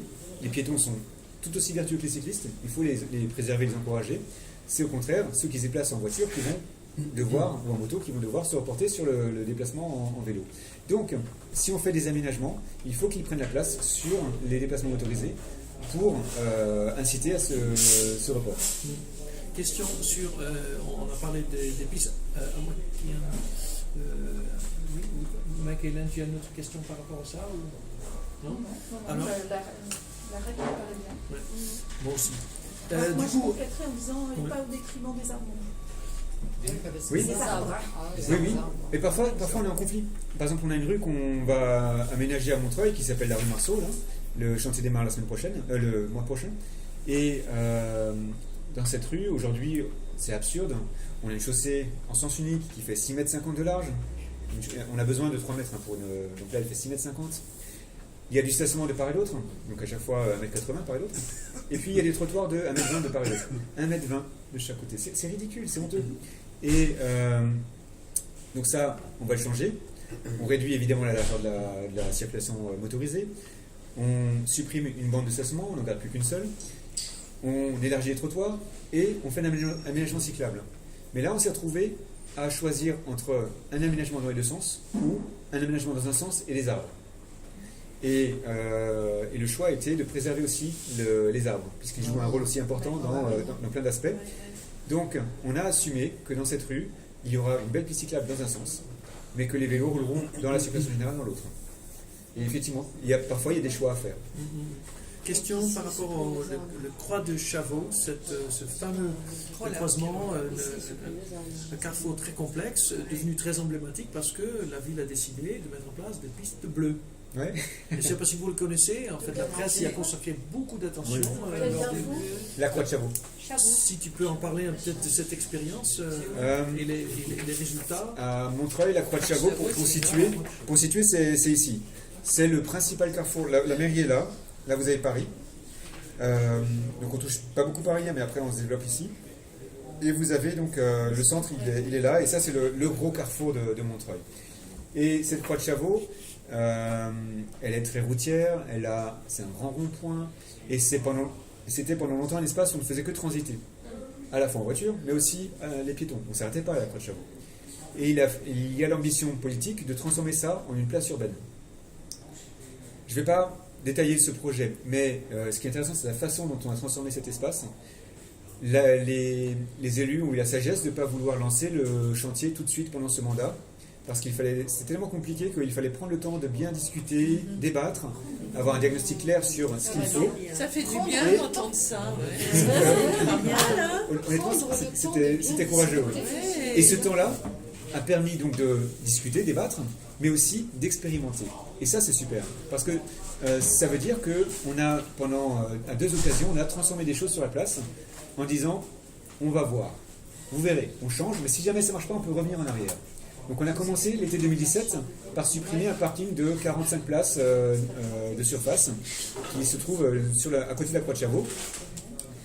On l'a fermé, on a interdit le stationnement, on a dégagé les voitures qui étaient dedans, et d'un seul coup on a découvert qu'il y avait des beaux platanes au-dessus, c'est déjà un bel atout pour faire une petite place, et on a rempli l'espace avec du mobilier, des bancs, des jardinières, des jeux pour enfants, des food trucks, une scène pour du spectacle, du sport, en gros, des choses urbaines.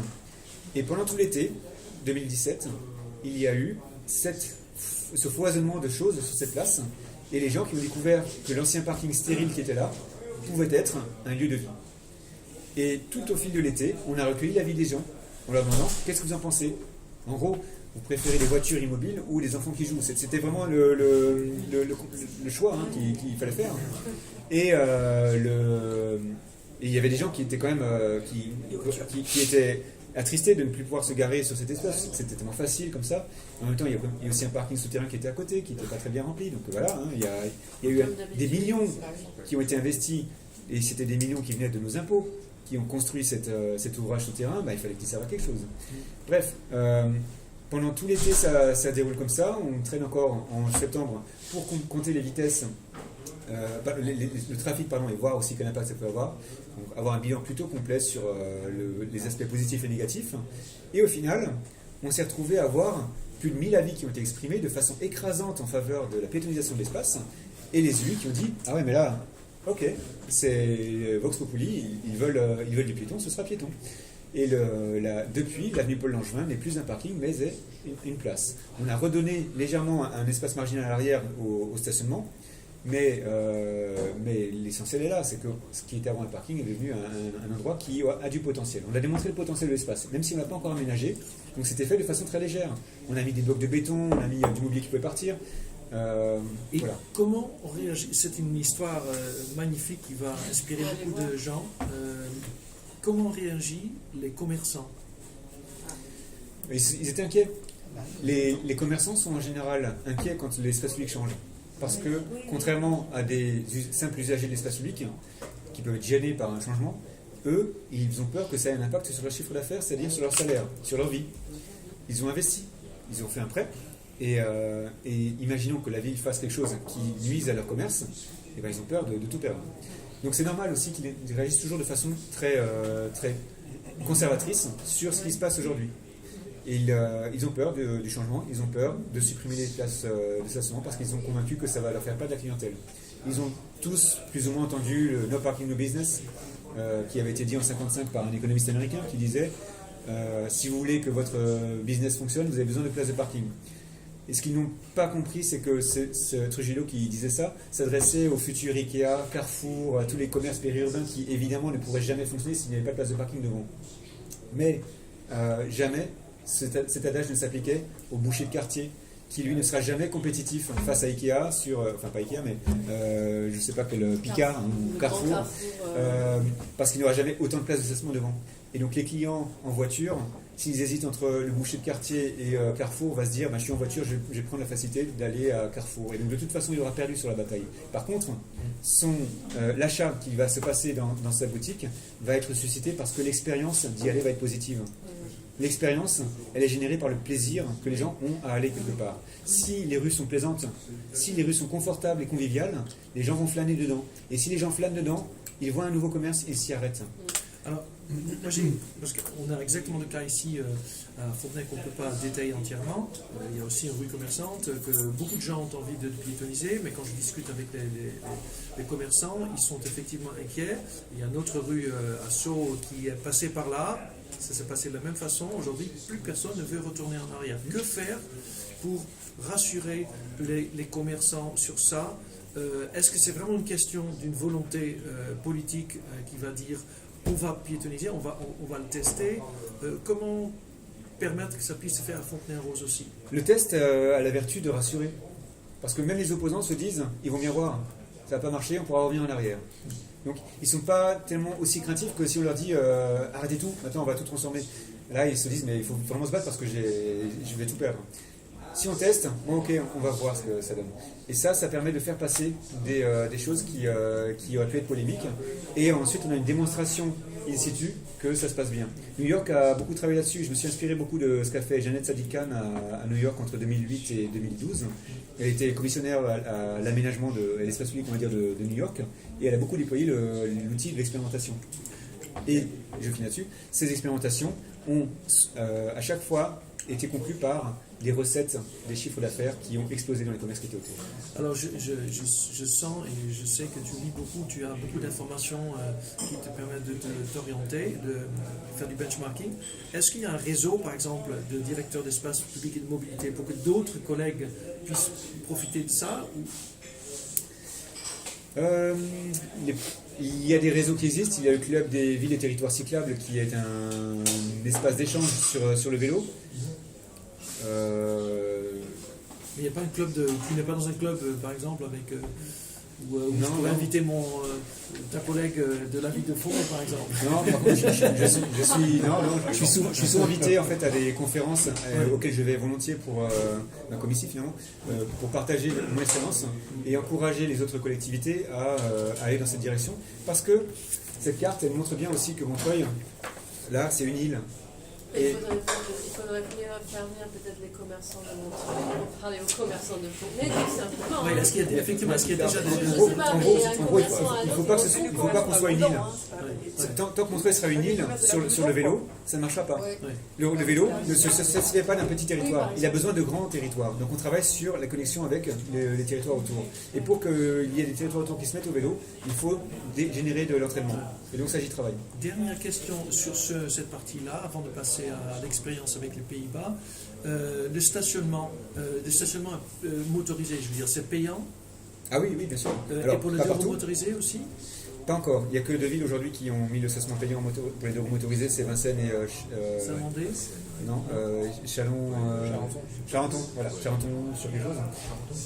Charenton, le pont. Oui, c'est les deux seuls qui ont rendu payant, à ma connaissance, le stationnement pour les deux roues motorisées. Et vous n'aurez aucune ville qui va le faire là, un an avant les municipales. Ça se comprend, c'est normal. Par contre, il y a beaucoup de villes, je pense, qui vont le faire au prochain mandat. Parce que, par exemple, Paris va le faire. Parce que tout à l'heure, par exemple, Châtillon vient de le faire. Et je viens de discuter. Oui, tout à fait. Et donc, je viens de discuter avec des commerçants dans la rue Gabriel Péry, qui est une rue commerçante, qui est très bruyante, mais où il y a beaucoup de commerçants. Et une commerçante se plaignait, disait maintenant, les gens ne peuvent pas rester très longtemps, et donc ils repartent, et donc on a une baisse de chiffre d'affaires. Alors, mon analyse, ce serait que ce n'est qu'une phase transitoire, ça va s'améliorer parce que forcément il y aura plus de place. Qu'est-ce que tu en penses? En fait, les motards bénéficient de cette initiative. C'est important que ça se généralise. J'espère que beaucoup de villes y passeront dans le futur. Oui. Je ne peux pas parler pour Montreuil puisque je ne sais pas du tout la décision politique future. Le stationnement des deux roues n'est pas payant. Non. Ah, je crois que c'est ça. Tu parles du stationnement tout à fait, auto. je parle que pour la voiture. Pardon, Oui. Alors pour la voiture, en fait, le stationnement sur le domaine public est un service. Ce qu'oublie beaucoup l'automobile, c'est que c'est un service public qui est donné. C'est-à-dire qu'on mobilise 10 mètres carrés pour permettre à une voiture de s'y garer. 10 mètres carrés. Eh bien, une place de stationnement, c'est 2 mètres sur 5. Et donc, par exemple, à Montreuil, il y a 6000 places payantes. Ben, ces 6000 places payantes, c'est 60 000 mètres carrés. Donc, le secteur payant de Montreuil, c'est tout ce qui est dans cette zone. D'accord ? Ça veut dire que dans cette zone, 60 000 mètres carrés de l'espace public est consacré au stationnement. C'est intéressant après de le mettre en relation avec d'autres surfaces. Les parcs et jardins, par exemple. Oui. Dans cette zone-là, représente 26 000 mètres carrés. Ah. Et là, on voit qu'il y a eu une époque où il y a eu des priorités qui ont été définies. Et c'est là où on peut se poser la question de est-ce que c'est bien de rester sur cette logique de garder autant d'espace pour le stationnement. Aujourd'hui, c'est la surface qui lui est consacrée. Du coup, il est logique que ce soit payant. Pour plusieurs raisons. La première, parce que c'est ce service. La deuxième, c'est parce que si les places sont gratuites, ça génère un abus. À savoir qu'une personne qui n'a pas besoin d'y être garée va quand même y laisser sa voiture. Et donc, les places ne sont pas disponibles. Et une personne qui a besoin de se déplacer en voiture ne trouvera pas de place pour se garer. En rendant la chose payante et en faisant respecter le paiement, eh bien on assure une rotation de la place, et alors la personne qui en a besoin peut trouver des places de stationnement. Et allez aujourd'hui à Paris, vous verrez des places qui se libèrent, et vous verrez du coup des gens qui vont plus facilement pouvoir s'y garer. Donc il faut contrôler le stationnement, il faut que ce soit payant. Il y a beaucoup de villes qui font une zone bleue parce que, électoralement, c'est plus facile. Une zone bleue, pour ceux qui ne savent pas, c'est définir dans ces places une durée maximale de stationnement. Mais ce stationnement reste gratuit. Ça veut dire qu'il y a quelqu'un qui va devoir contrôler qu'une voiture est là et qui va devoir repasser une demi-heure plus tard pour vérifier si la voiture est encore là. Ce quelqu'un, on le paye. On le paye comment? Avec les impôts. Par contre, si le stationnement est payant, ce quelqu'un qui va contrôler le stationnement va être payé par l'utilisateur. L'automobiliste va payer le contrôle du stationnement. Il va payer le service dont il bénéficie, parce que c'est le contrôle qui va lui permettre de trouver des places pour se garer après. Voilà. D'accord. Et pour le 2 roues, voilà, ça, et pour les 2 roues motorisés, c'est le même phénomène. Aujourd'hui, c'est gratuit partout. Lorsqu'on fait des classes de stationnement moto, elles sont très vite remplies et il n'y a plus aucune place. Le motard qui vient, il ne trouve nulle part où se garer. Et j'ai pas envie d'encourager les gens à se déplacer en moto parce que c'est dangereux, parce que ça fait du bruit, parce que c'est nuisible. Mais bon, il n'empêche qu'ils existent aujourd'hui. Et si on crée des places de stationnement moto pour eux, et ben autant qu'elles servent. Sauf que là, elles sont squattées par des voitures, des motos qui ne bougent pas. Et donc l'autre qui arrive, il va se mettre sur le trottoir au détriment de qui? Des piétons. Donc, il va se mettre dans les arceaux vélos. Ou dans les arceaux vélos. Donc, Comment vous garantissez d'ailleurs que en les rendant- arceaux vélos sont occupés par on va en parler. En rendant le stationnement moto payant, même phénomène, la personne qui n'a pas besoin de laisser sa moto là ne va pas la laisser. Et donc, la place va se libérer et il y aura plus de rotation possible. Comment éviter qu'il soit sur les stationnements vélo? Dans le temps, à Montreuil, on mettait les arceaux vélos avec 1 mètre d'écart entre les arceaux vélos. C'était plus confortable pour mettre les vélos, c'est clair. Par contre, c'est très confortable pour mettre une moto. Maintenant, on les implante tous avec 70 cm d'écart. 70. moto, c'est un peu. Et donc c'est moins confortable. Moi, mon vélo, il a un guidon large, c'est pas agréable. On a les sacoches, c'est pas agréable. C'est vrai, c'est pas agréable. Mais on a consulté les cyclistes et ils préfèrent que ce soit pas agréable mais qu'il y ait des places plutôt que ce soit potentiellement agréable mais que ce soit squatté par des motos. Bien sûr. Comment faire pour les places qui sont déjà existantes à 1 mètre? Il n'y a pas des autocollants, des machins comme ça? Après, il faut aussi que la ville ait pris des arrêtés on donne la technique, ils aient pris des arrêtés pour mentionner la présence des arceaux vélos à cet endroit et donc réserver ces espaces au stationnement vélo. Ce qui justifie après la possibilité pour la police de verbaliser la moto qui s'y stationne. Et puis il faut que la police verbalise. Et ça, c'est une autre paire de manches. Est-ce que la consigne est bien donnée à la police municipale là-dessus? Bien souvent, il y a une tolérance qui lui est donnée. Alors, dernier chapitre, l'échange avec les experts néerlandais qui a eu lieu il y a quelques temps. Oui. Excuse-moi, est-ce que le plan, tu nous as montré le plan, est-ce que tu pourrais nous l'expliquer Oui, ça pourrait être intéressant de dire comment on a procédé. Parce que cette carte montre en 2017 l'état du réseau cyclable de Montreuil en bleu, c'est-à-dire tous les endroits où il y avait un aménagement. Qu'il soit dans les deux sens ou dans ce sens, que ce soit avec une piste, avec une bande ou avec un couloir bus, il n'y en a pas beaucoup mais il y en a 2-3, et ça donnait ça. C'est-à-dire un réseau qui existait déjà, c'est pas mal. Mais un réseau, vous voyez, qui n'est pas sur tout le territoire, et un réseau qui n'est pas continu. Et donc, après, il y a eu une recherche qu'on a menée sur toutes les rues potentielles où il y avait un intérêt à avoir un aménagement, et on a regardé systématiquement les largeurs. Et dans ces largeurs, on s'est dit, et si on donnait le minimum à la voiture, est-ce qu'il y aurait de la place pour faire un aménagement? Et tout ça, où c'était oui, alors on a tracé les traits, et on se retrouvait avec un réseau qui se développait, mais qui n'était pas encore continu, parce qu'il y a des endroits où c'était un peu étroit, et où ça supposait de forcer la main en supprimant du stationnement ou en changeant de sens de circulation. Mais du coup, après, c'était facile de se dire, ces petites sections difficiles, elles seront légitimes lorsqu'on aura fait le reste, et donc on connectera tout ça, et ça donne ce réseau qui, du coup, couvre tout le territoire, et il est continu. Toutes les mailles sont entre elles, et il est constitué d'aménagements soit en piste ou en bande, soit avec des zones de rencontre dans certains endroits, comme ici, où le réseau est tellement étroit que, d'une part, c'est pas forcément intéressant de faire une piste cyclable, et puis, ce qui est surtout important, c'est d'apaiser la circulation, de donner du plaisir à s'y déplacer, et ça permet de connecter sur les pentes, ici, Montreuil, les pistes entre elles. Et puis, derrière ça c'est la vision 2030, et on décline sur les priorités. Et les priorités, elles sont ici, c'est-à-dire des axes qu'on va mener d'ici 2022. On va peut-être aller plus vite en fait, mais 2022, donc on devrait avoir cet aménagement qui s'appuie sur un réseau existant qu'on va améliorer là où c'est nécessaire, sur des pistes cyclables qu'on va réaliser nous-mêmes et sur des pistes cyclables que le département va réaliser, sachant qu'on les stimule fortement pour y aller. Question sur l'apaisement, ça va tomber aussi dans la dernière partie. Une chose, depuis que j'ai commencé à m'intéresser à ça, j'ai regardé beaucoup aux Pays-Bas, le village où j'ai grandi, c'est un tout petit village en pleine campagne avec 100 transports publics. Et malgré ça, malgré le faible trafic, il y a quand même, à chaque intersection est un plateau. Donc c'est carrément un plateau, en fait, à chaque intersection on monte sur un plateau. Ici, je vois très peu ça. Pourquoi? Et est-ce que ça ne serait pas bien de faire ça ici aussi, en France? Alors, nos espaces publics ont été dessinés pour faciliter la circulation et aller vite. Ce qui explique qu'on ait souvent des gyrations trop généreuses, pas de plateau, des choses comme ça. Renverser la tendance supposera des aménagements qui vont coûter cher. Et donc, on a aujourd'hui eu la décision de classer toute la ville à 30. C'est ce qu'exprime le gris, là, ce qu'on voit sur cette carte. Il n'y a que ce qui est en blanc qui est encore à 50. Et encore, même, il y a maintenant des parties du blanc qui sont passées à 30. Mais le dessin de l'espace public, aujourd'hui, dans plusieurs de ces rues, il est encore large, rectiligne, il incite à accélérer. Eh bien, nous avons aussi maintenant un programme tous les ans de crédit pour lutter contre les points noirs de vitesse. Et donc ça va aller au fur et à mesure qu'on va voir ces aménagements qui vont se faire. Le dessin qui va permettre de lutter contre la vitesse, c'est pas forcément un plateau. Ça peut être aussi un ralentisseur en amont, ça peut être un rétrécissement de chaussée, ça peut être quelque chose de sinueux. Il y a plein d'outils qui sont en place. Personnellement, je suis plutôt critique vis-à-vis des plateaux surélevés en carrefour, pour deux raisons. Un, ils coûtent très cher. C'est l'aménagement qui coûte le plus cher. D'accord. Deux, ils ne sont pas efficaces. Puisque l'automobiliste va freiner au moment où il approche vraiment du plateau. Et c'est souvent trop tard. Le piéton n'aura pas osé traverser alors qu'il était prioritaire. Je préfère faire ralentir l'automobiliste en amont. Et alors le piéton se dit « Ah, il a ralenti, je vais traverser, je m'impose ».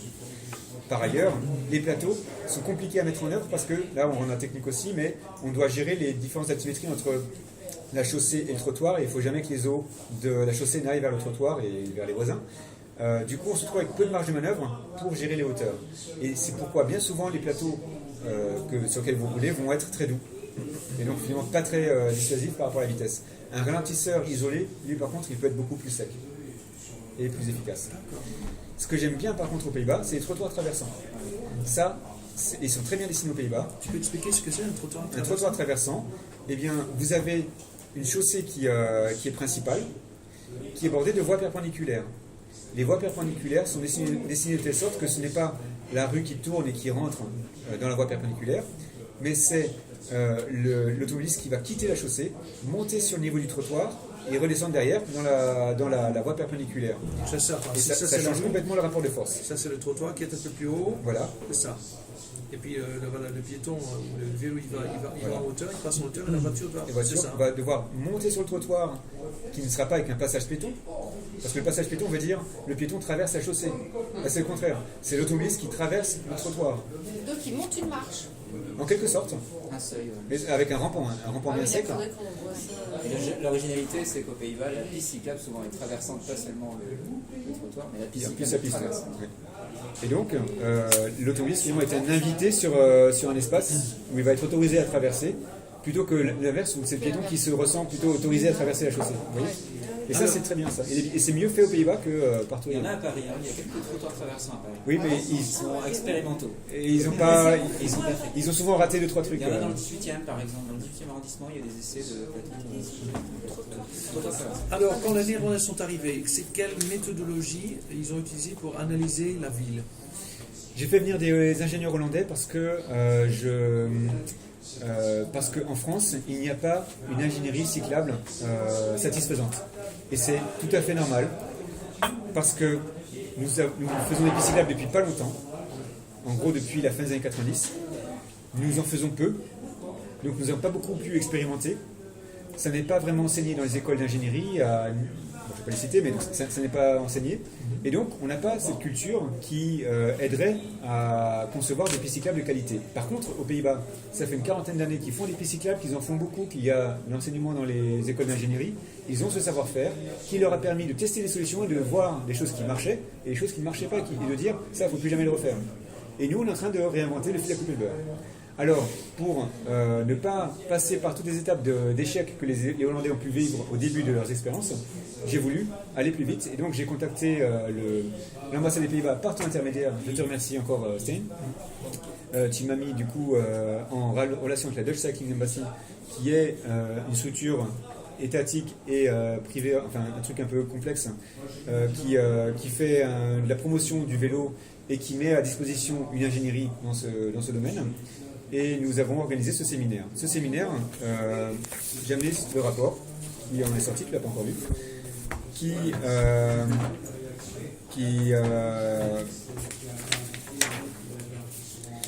qui raconte comment on a visité la ville avec ces ingénieurs pour leur montrer comment était Montreuil.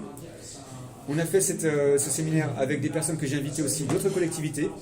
Donc évidemment, les ingénieurs de Montreuil étaient mobilisés pour ce séminaire, mais j'ai fait aussi venir des ingénieurs, des directeurs des voiries des villes voisines, du territoire, reste ensemble, du département et de la région.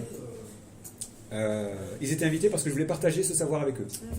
Parce qu'après, de toute façon, le département, j'allais bosser avec eux, fallait qu'on partage la même compréhension des enjeux. Les villes voisines, vous voyez que le plan vélo qu'on a dessiné, on ne s'arrête pas à nos frontières, on tire des traits qui vont chez les voisins, parce que on a aussi regardé les largeurs des rues des voisins et on a dit, là, c'est évident qu'on pourrait faire des pistes cyclables, donc allons-y. Et puis j'ai demandé à Bagnolet de venir. Et alors, ensuite, il y a eu un temps où ces ingénieurs nous ont fait un cours sur comment ça se passe aux Pays-Bas. Ça s'est déroulé sur 3 jours. Comment ça se passe sur l'appréhension du vélo dans l'aménagement, la ville et tout ça. Et puis, très intéressant, on a passé ensuite le reste du temps à faire des ateliers de travail sur des exemples de Montreuil, de Carrefour. Donc, le rapport qu'on a ici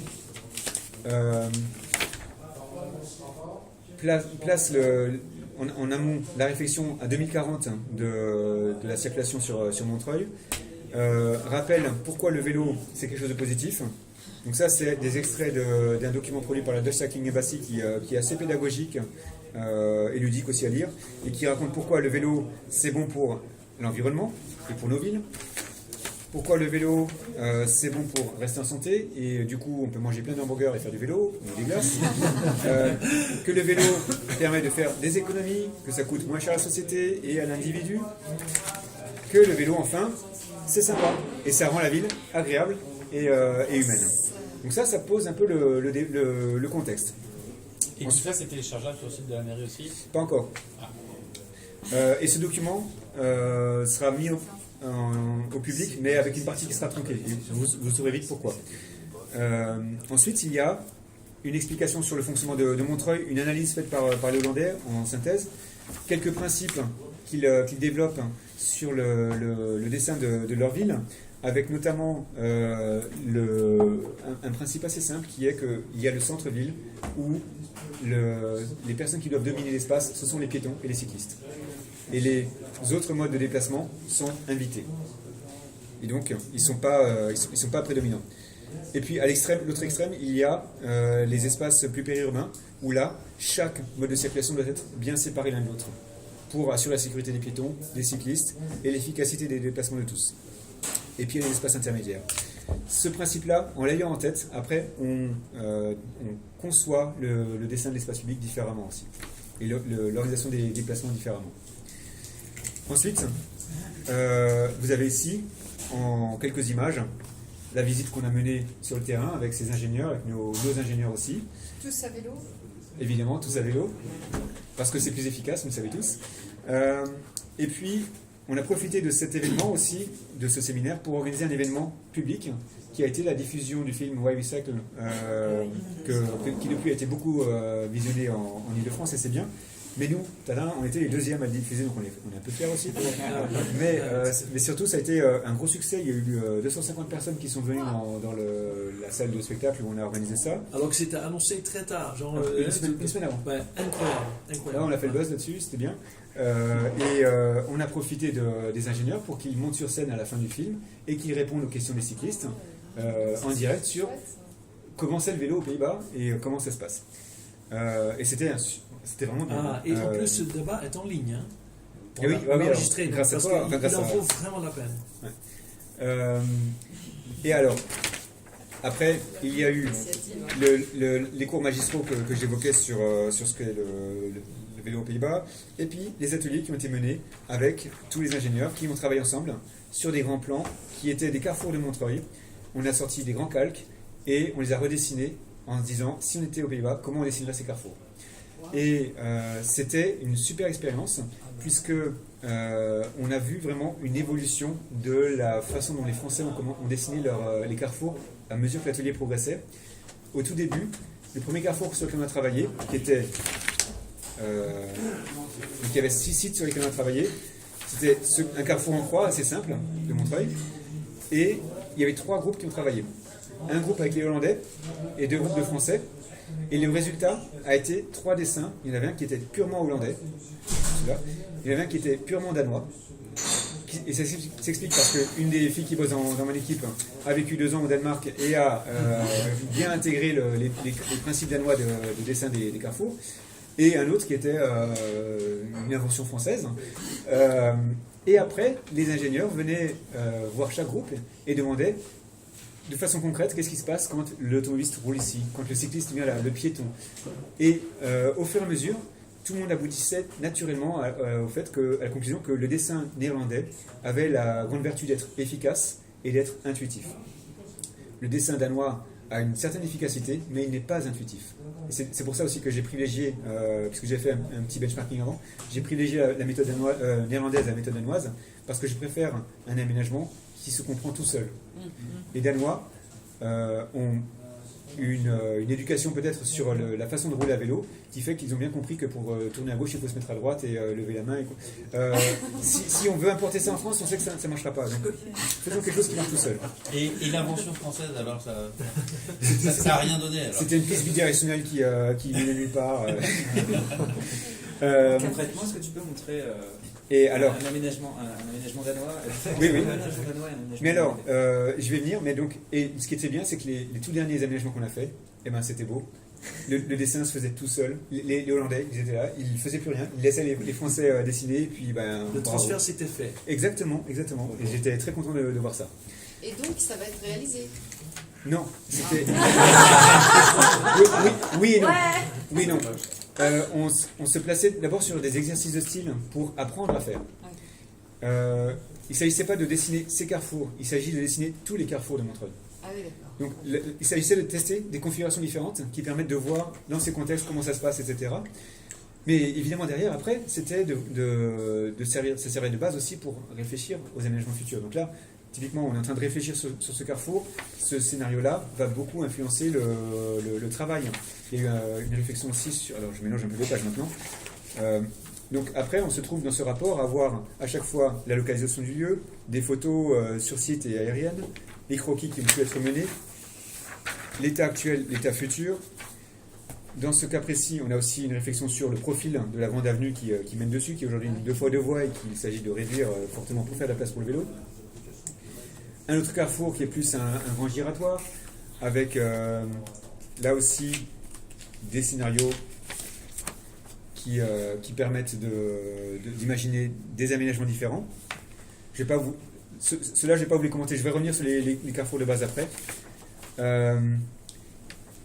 Un espace très routier dans lequel il est assez facile d'imaginer une placette qu'on puisse créer et simplifier le carrefour. C'est le rétrécissement à chaque fois qu'il frappe.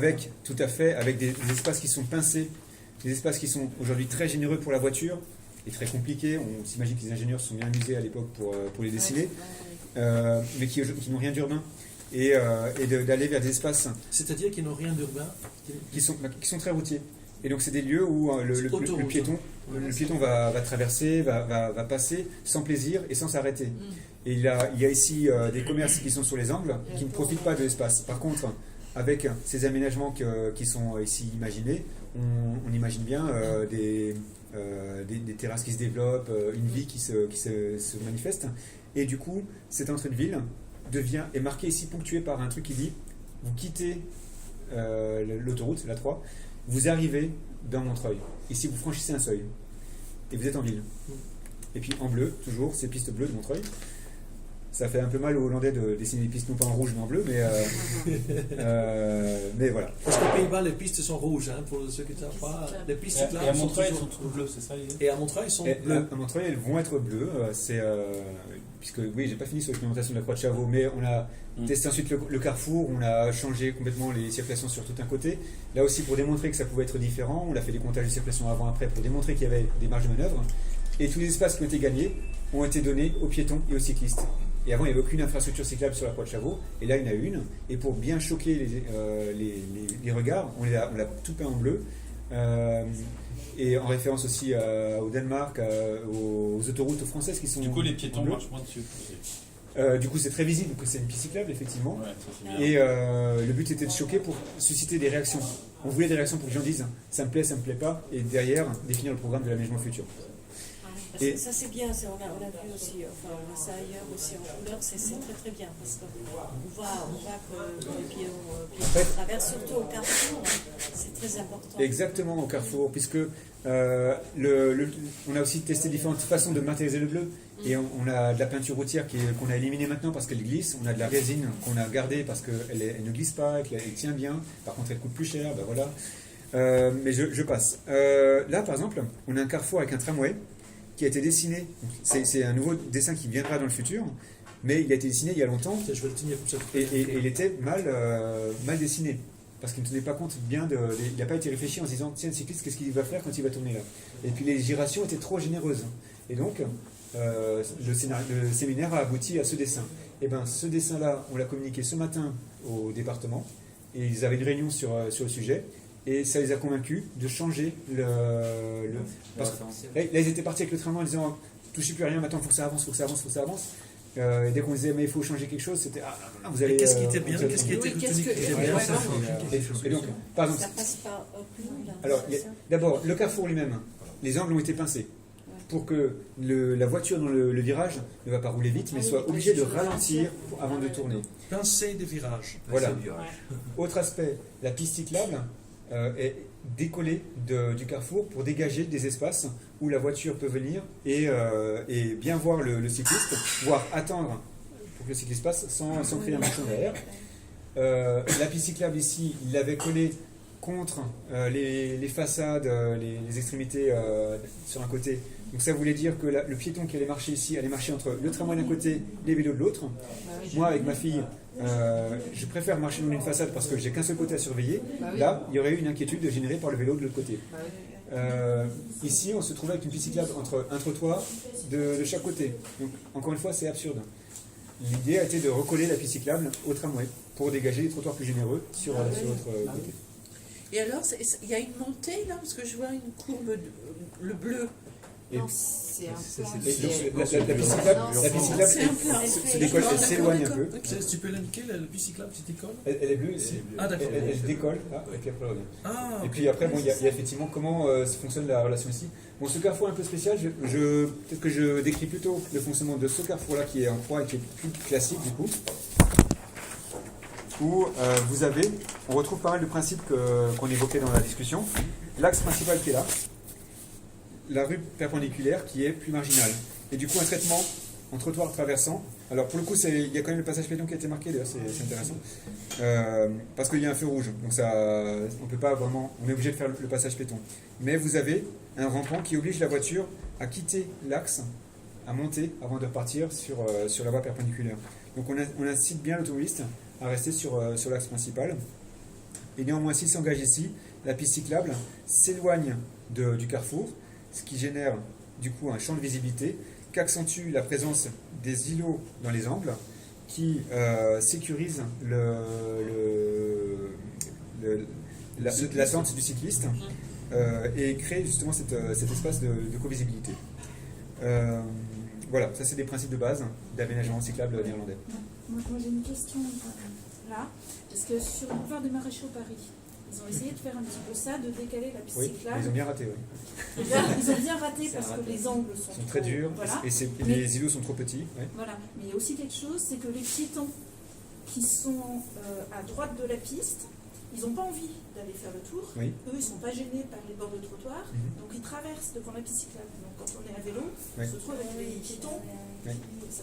Comment ça va être géré ça? C'est vrai qu'aux Pays-Bas, la présence importante de cyclistes fait que les gens se sont habitués au fait que ce ne soit pas un espace où les piétons peuvent circuler. Néanmoins, il est important aussi que l'espace soit bien clairement matérialisé pour le vélo, ce qui n'est pas forcément évident dans nos aménagements. Et le choix du bleu, on ne va pas avoir du bleu, surtout linéaire, ça coûterait trop cher en réalisation et entretien.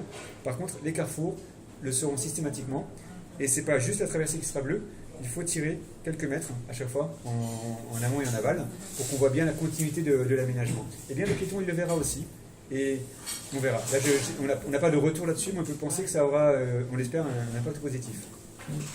Oui, parce que quand on voit souvent, par exemple, quand on va à la CTU, là, par exemple, on arrive, quand on traverse, et puis il y a la piste cyclable, et quand on ne fait pas attention, il y a des stationnements, et on ne fait pas attention, on traverse, parce qu'on ne sait pas, et puis s'il y avait vraiment la couleur, on sait... Tu veux dire au RER CTU? Oui, oui, c'est vrai, ça c'est vrai. Alors, je veux juste gaffe à la piste. un autre sujet, Émilie, tu es très actif sur Twitter sous ton nom, ce qui est extrêmement utile pour nous, les associations vélo, parce que tu es une autorité experte, ça nous aide beaucoup, ça permet de trouver des arguments. Alors je vois ton tweet épinglé, c'est-à-dire le premier tweet sur lequel tu tombes quand tu tapes son nom, Mélie Ségé, en fait ton compte c'est simplement ton nom, et sur ce tweet tu écris les aménageurs français d'espace public, moi y compris, ont énormément à apprendre des Danois et Néerlandais dans le domaine cyclable. Leur expérience permet d'éliminer plein de solutions que nous continuons de réaliser. Quelles solutions penses-tu? Il y en a plein. Par exemple, une piste cyclable en France, on a beaucoup de mal à gérer la relation avec les arrêts de bus. En général, non, avant de parler des bus, prenons même un truc encore plus basique. Un carrefour, en général en France, on ne sait pas le gérer. Et donc, très souvent, on se trouve à avoir une piste, ou non, en général une bande cyclable qui est le long de l'avenue, et puis à l'approche du carrefour, hop, ça s'arrête et on dit bon courage. Rendez-vous à la piste. On vous récupère l'autre bout là-bas.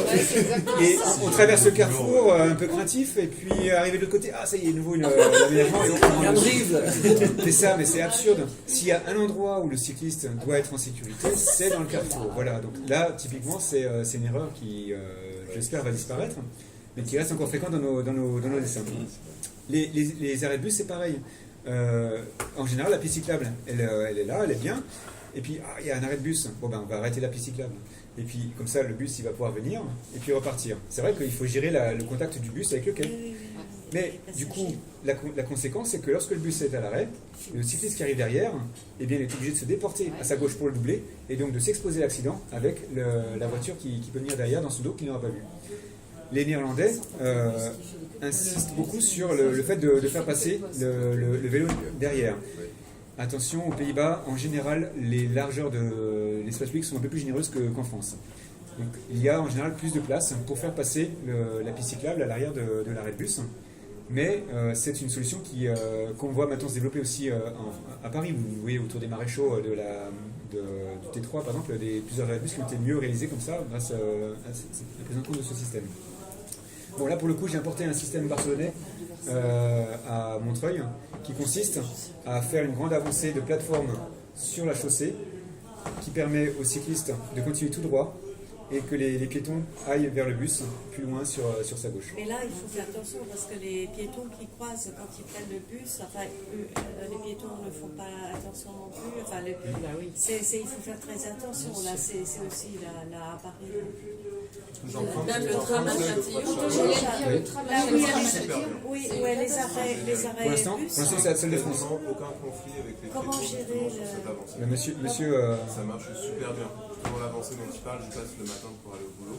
J'ai quasiment aucun conflit avec les piétons. Ça marche. C'est la Croix de Chavaux, en fait, c'est ce que j'évoquais, cette grande plateforme qui s'avance, parce que la plateforme est généreuse. Donc il y a un grand espace de co-visibilité pour les piétons et les cyclistes. Au-dessus de Croix de Chavaux. Moi, je propose d'arrêter l'entretien ici, de passer aux questions-réponses, parce que moi, j'ai des milliers de questions, vous aussi, ça c'est certain, mais voilà, déjà, on a dévoré 30 minutes de ce qu'on fait. J'accepte si j'ai une bière. Ouais, oui, tout à fait. Alors, on va prendre une bière. Qui peut commander voilà, une blanche? Moi, je vais y aller. Ah, je peux commander au passage, ouais. Oui, Sinon, je vais y aller, merci. D'accord. Vous dites de venir? Alors, est-ce qu'il y a des questions? Oui. Est-ce que vous intervenez auprès des mairies s'ils vous demandent conseil? Oui.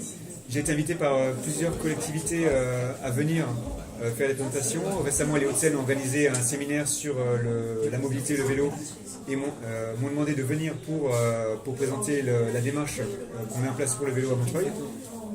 Et ceux qui étaient invités, c'était les élus et les directeurs des villes des Hauts-de-Seine. Et parallèlement, je suis contacté par beaucoup de communes d'Île-de-France qui me demandent comment faire. Parce que la vertu du plan vélo déployé par la région est qu'il y a de l'argent à la clé. Et donc ça a permis de débloquer pas mal d'élus sur l'idée de, ben oui, on devrait faire un plan vélo. Donc maintenant, il y en a plein qui veulent en faire. Et ils cherchent un peu des références pour en déployer. Donc moi, je ne vais pas les citer, mais j'en ai plein qui sont venus me parler. Donc là, on peut même mutualiser des représentants de mairie avoisinants pour organiser un rendez-vous avec Châtillon, vous. Et Clamart. Bien sûr, bien sûr. Exactement. Châtenay, Plessis, Parce que ça a besoin, c'est une expertise dont on a besoin. Toutes les communes. Saint-Ouen, elle a besoin aussi. Hein.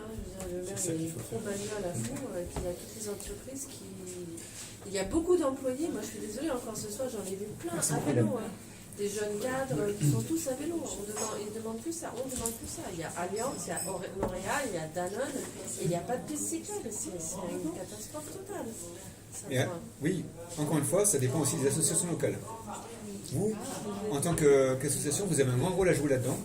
J'ai évoqué ça à Montreuil. Si Montreuil a fait dans les années 2000 des aménagements, c'est parce qu'une association poussait pour ça.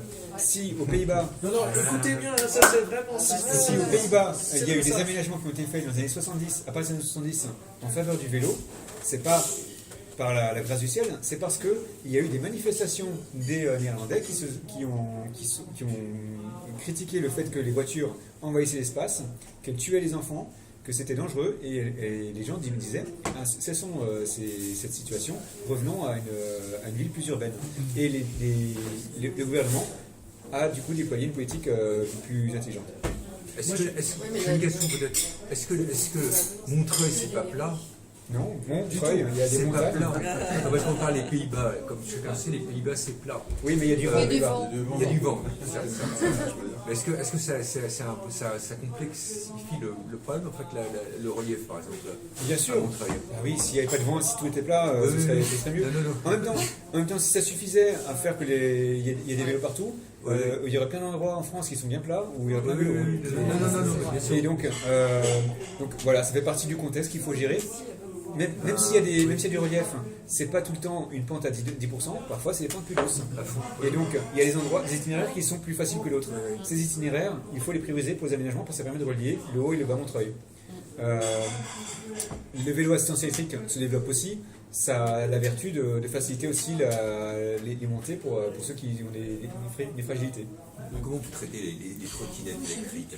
Oui, bonne question. Est-ce que c'est un problème pour vous? Pas du tout, puisque la banlieue Est est une banlieue pauvre, donc les startups qui lancent, startups ou autres, qui lancent ces services ne s'intéressent que à Paris Centre et éventuellement à la Défense. Donc il n'y a aucun service de free floating en trottinette, en vélo et en scooter à Montreuil. Et donc vous avez encore la paix. Et tu parlais de fragilité, alors il y a un point que je commence à réaliser maintenant, c'est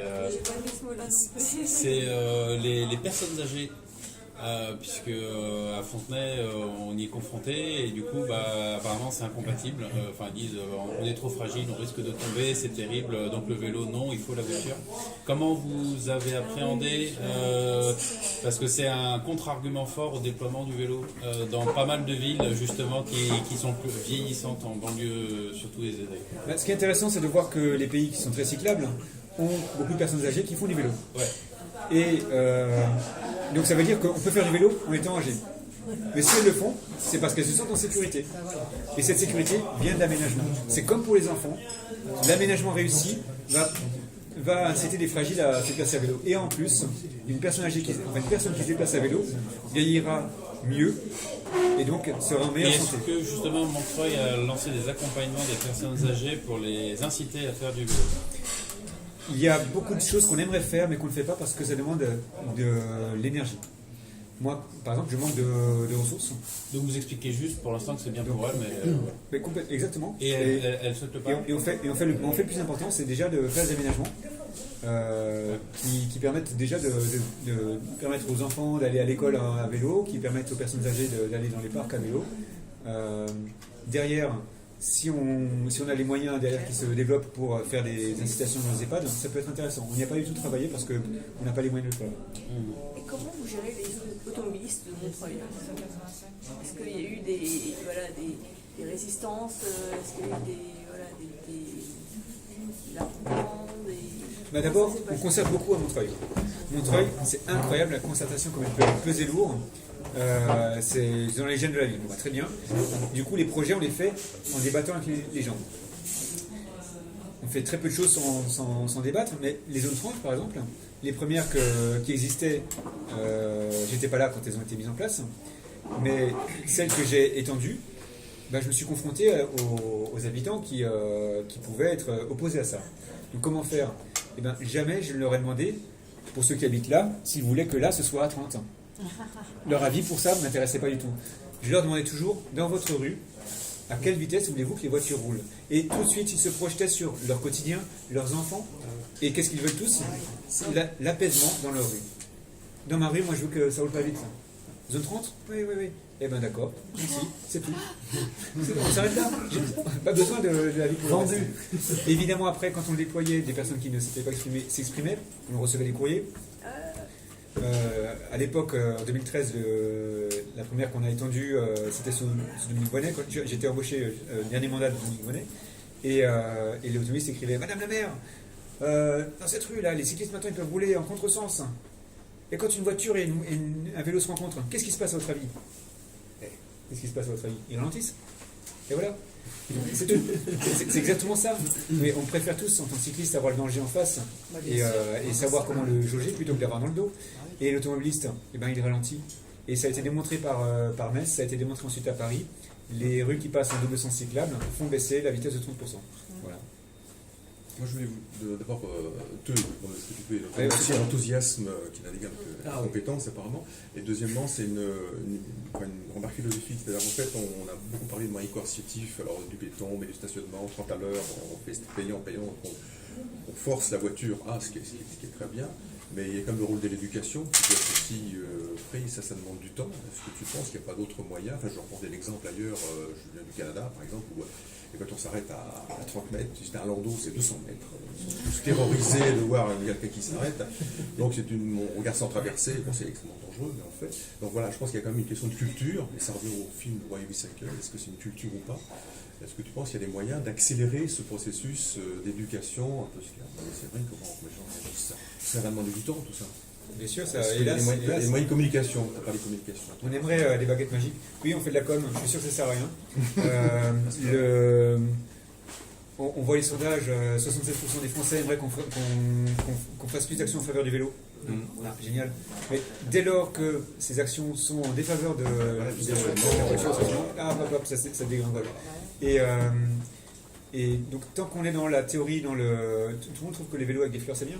Tout le monde presque, mais ce qu'il faut c'est aller dans le dur, et c'est ce dur là qui permet là aussi d'éduquer les gens. Je vais prendre une expérience qu'on fait avec le CRMA aujourd'hui à Montreuil, qui est de supprimer les répétiteurs de feu sur les feux rouges. Vous savez qu'il y a le grand bloc de feu qui est en haut, et puis en bas vous avez un répétiteur qui répète l'information. À quoi sert ce répétiteur? À donner l'information à l'automobiliste plus proche du feu rouge que c'est rouge ou vert. S'il a cette information, du coup il peut bien s'approcher du feu rouge. Il peut même manger le passage piéton avec son capot. Et la conséquence, il n'y a pas de sas vélo respecté. 2, le piéton qui va traverser peut être inquiet légitimement d'être vu par l'autobus qui a le regard tourné à 90 degrés en train de regarder si le feu est rouge ou vert et avoir peur de se faire écraser. il faut évidemment faire que les véhicules soient plus en retrait dans le feu rouge. Et donc c'est tout bête, mais en retirant le répétiteur, l'automobiliste qui a son capot, eh ben, il ne voit plus le feu s'il avance trop. Donc mécaniquement, le sas devient respecté. Ça reste toujours un moyen mécanique, un moyen qui force l'automobiliste. C'est très bien. Ce que je veux dire, c'est que c'est encore un autre moyen qui oblige à...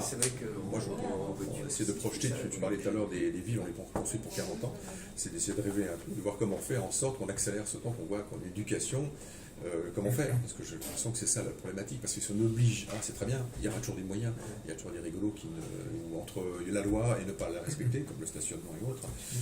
Bon, peut-être une question très ouverte, un peu philosophique. Y a-t-il des automobilistes qui ne savent pas qu'il faut laisser la priorité aux piétons qui veulent traverser? Oui, plein. Bien sûr, évidemment. Ils le font complètement zappé. Ils savent. Tu t'arrêtes jamais à Fontenay, la rue d'Étienne d'Or, là, je peux dire que c'est là. Mais ils sont en force, effectivement. Ils se sont en force. Et ils ont un petit sentiment de culpabilité du coup. Au moment où il y a le piéton qui est là et qu'ils vont forcer, ils vont regarder loin devant. Oui. Loin, je t'ai pas vu, mais je force. Ça, c'est Donc il faut des Ils sont bien. Et ça, c'est de la culture et de l'éducation. Il faut faire ralentir, il faut que le piéton ose forcer. Moi, je regarde toujours les conducteurs et puis éventuellement, là, j'en fais signe. Moi, je marche. Mais c'est très bien. Voilà. Moi, c'est pareil. Moi, je regarde Il pour leur faut que les piétons indiquer, s'imposent. leur signaler que moi, je vais passer là. Moi, c'est même pas ça. Je cherche le regard de l'automobiliste. Moi, je signaler, moi, je passe Moi, là. je signale, c'est ce que je fais en même temps. Faire un grand signe d'apaisement. Parce que je sais que je l'ai énervé. Et le cycliste sur le passage piéton. Donc il est pas content. Je vois lui disant merci.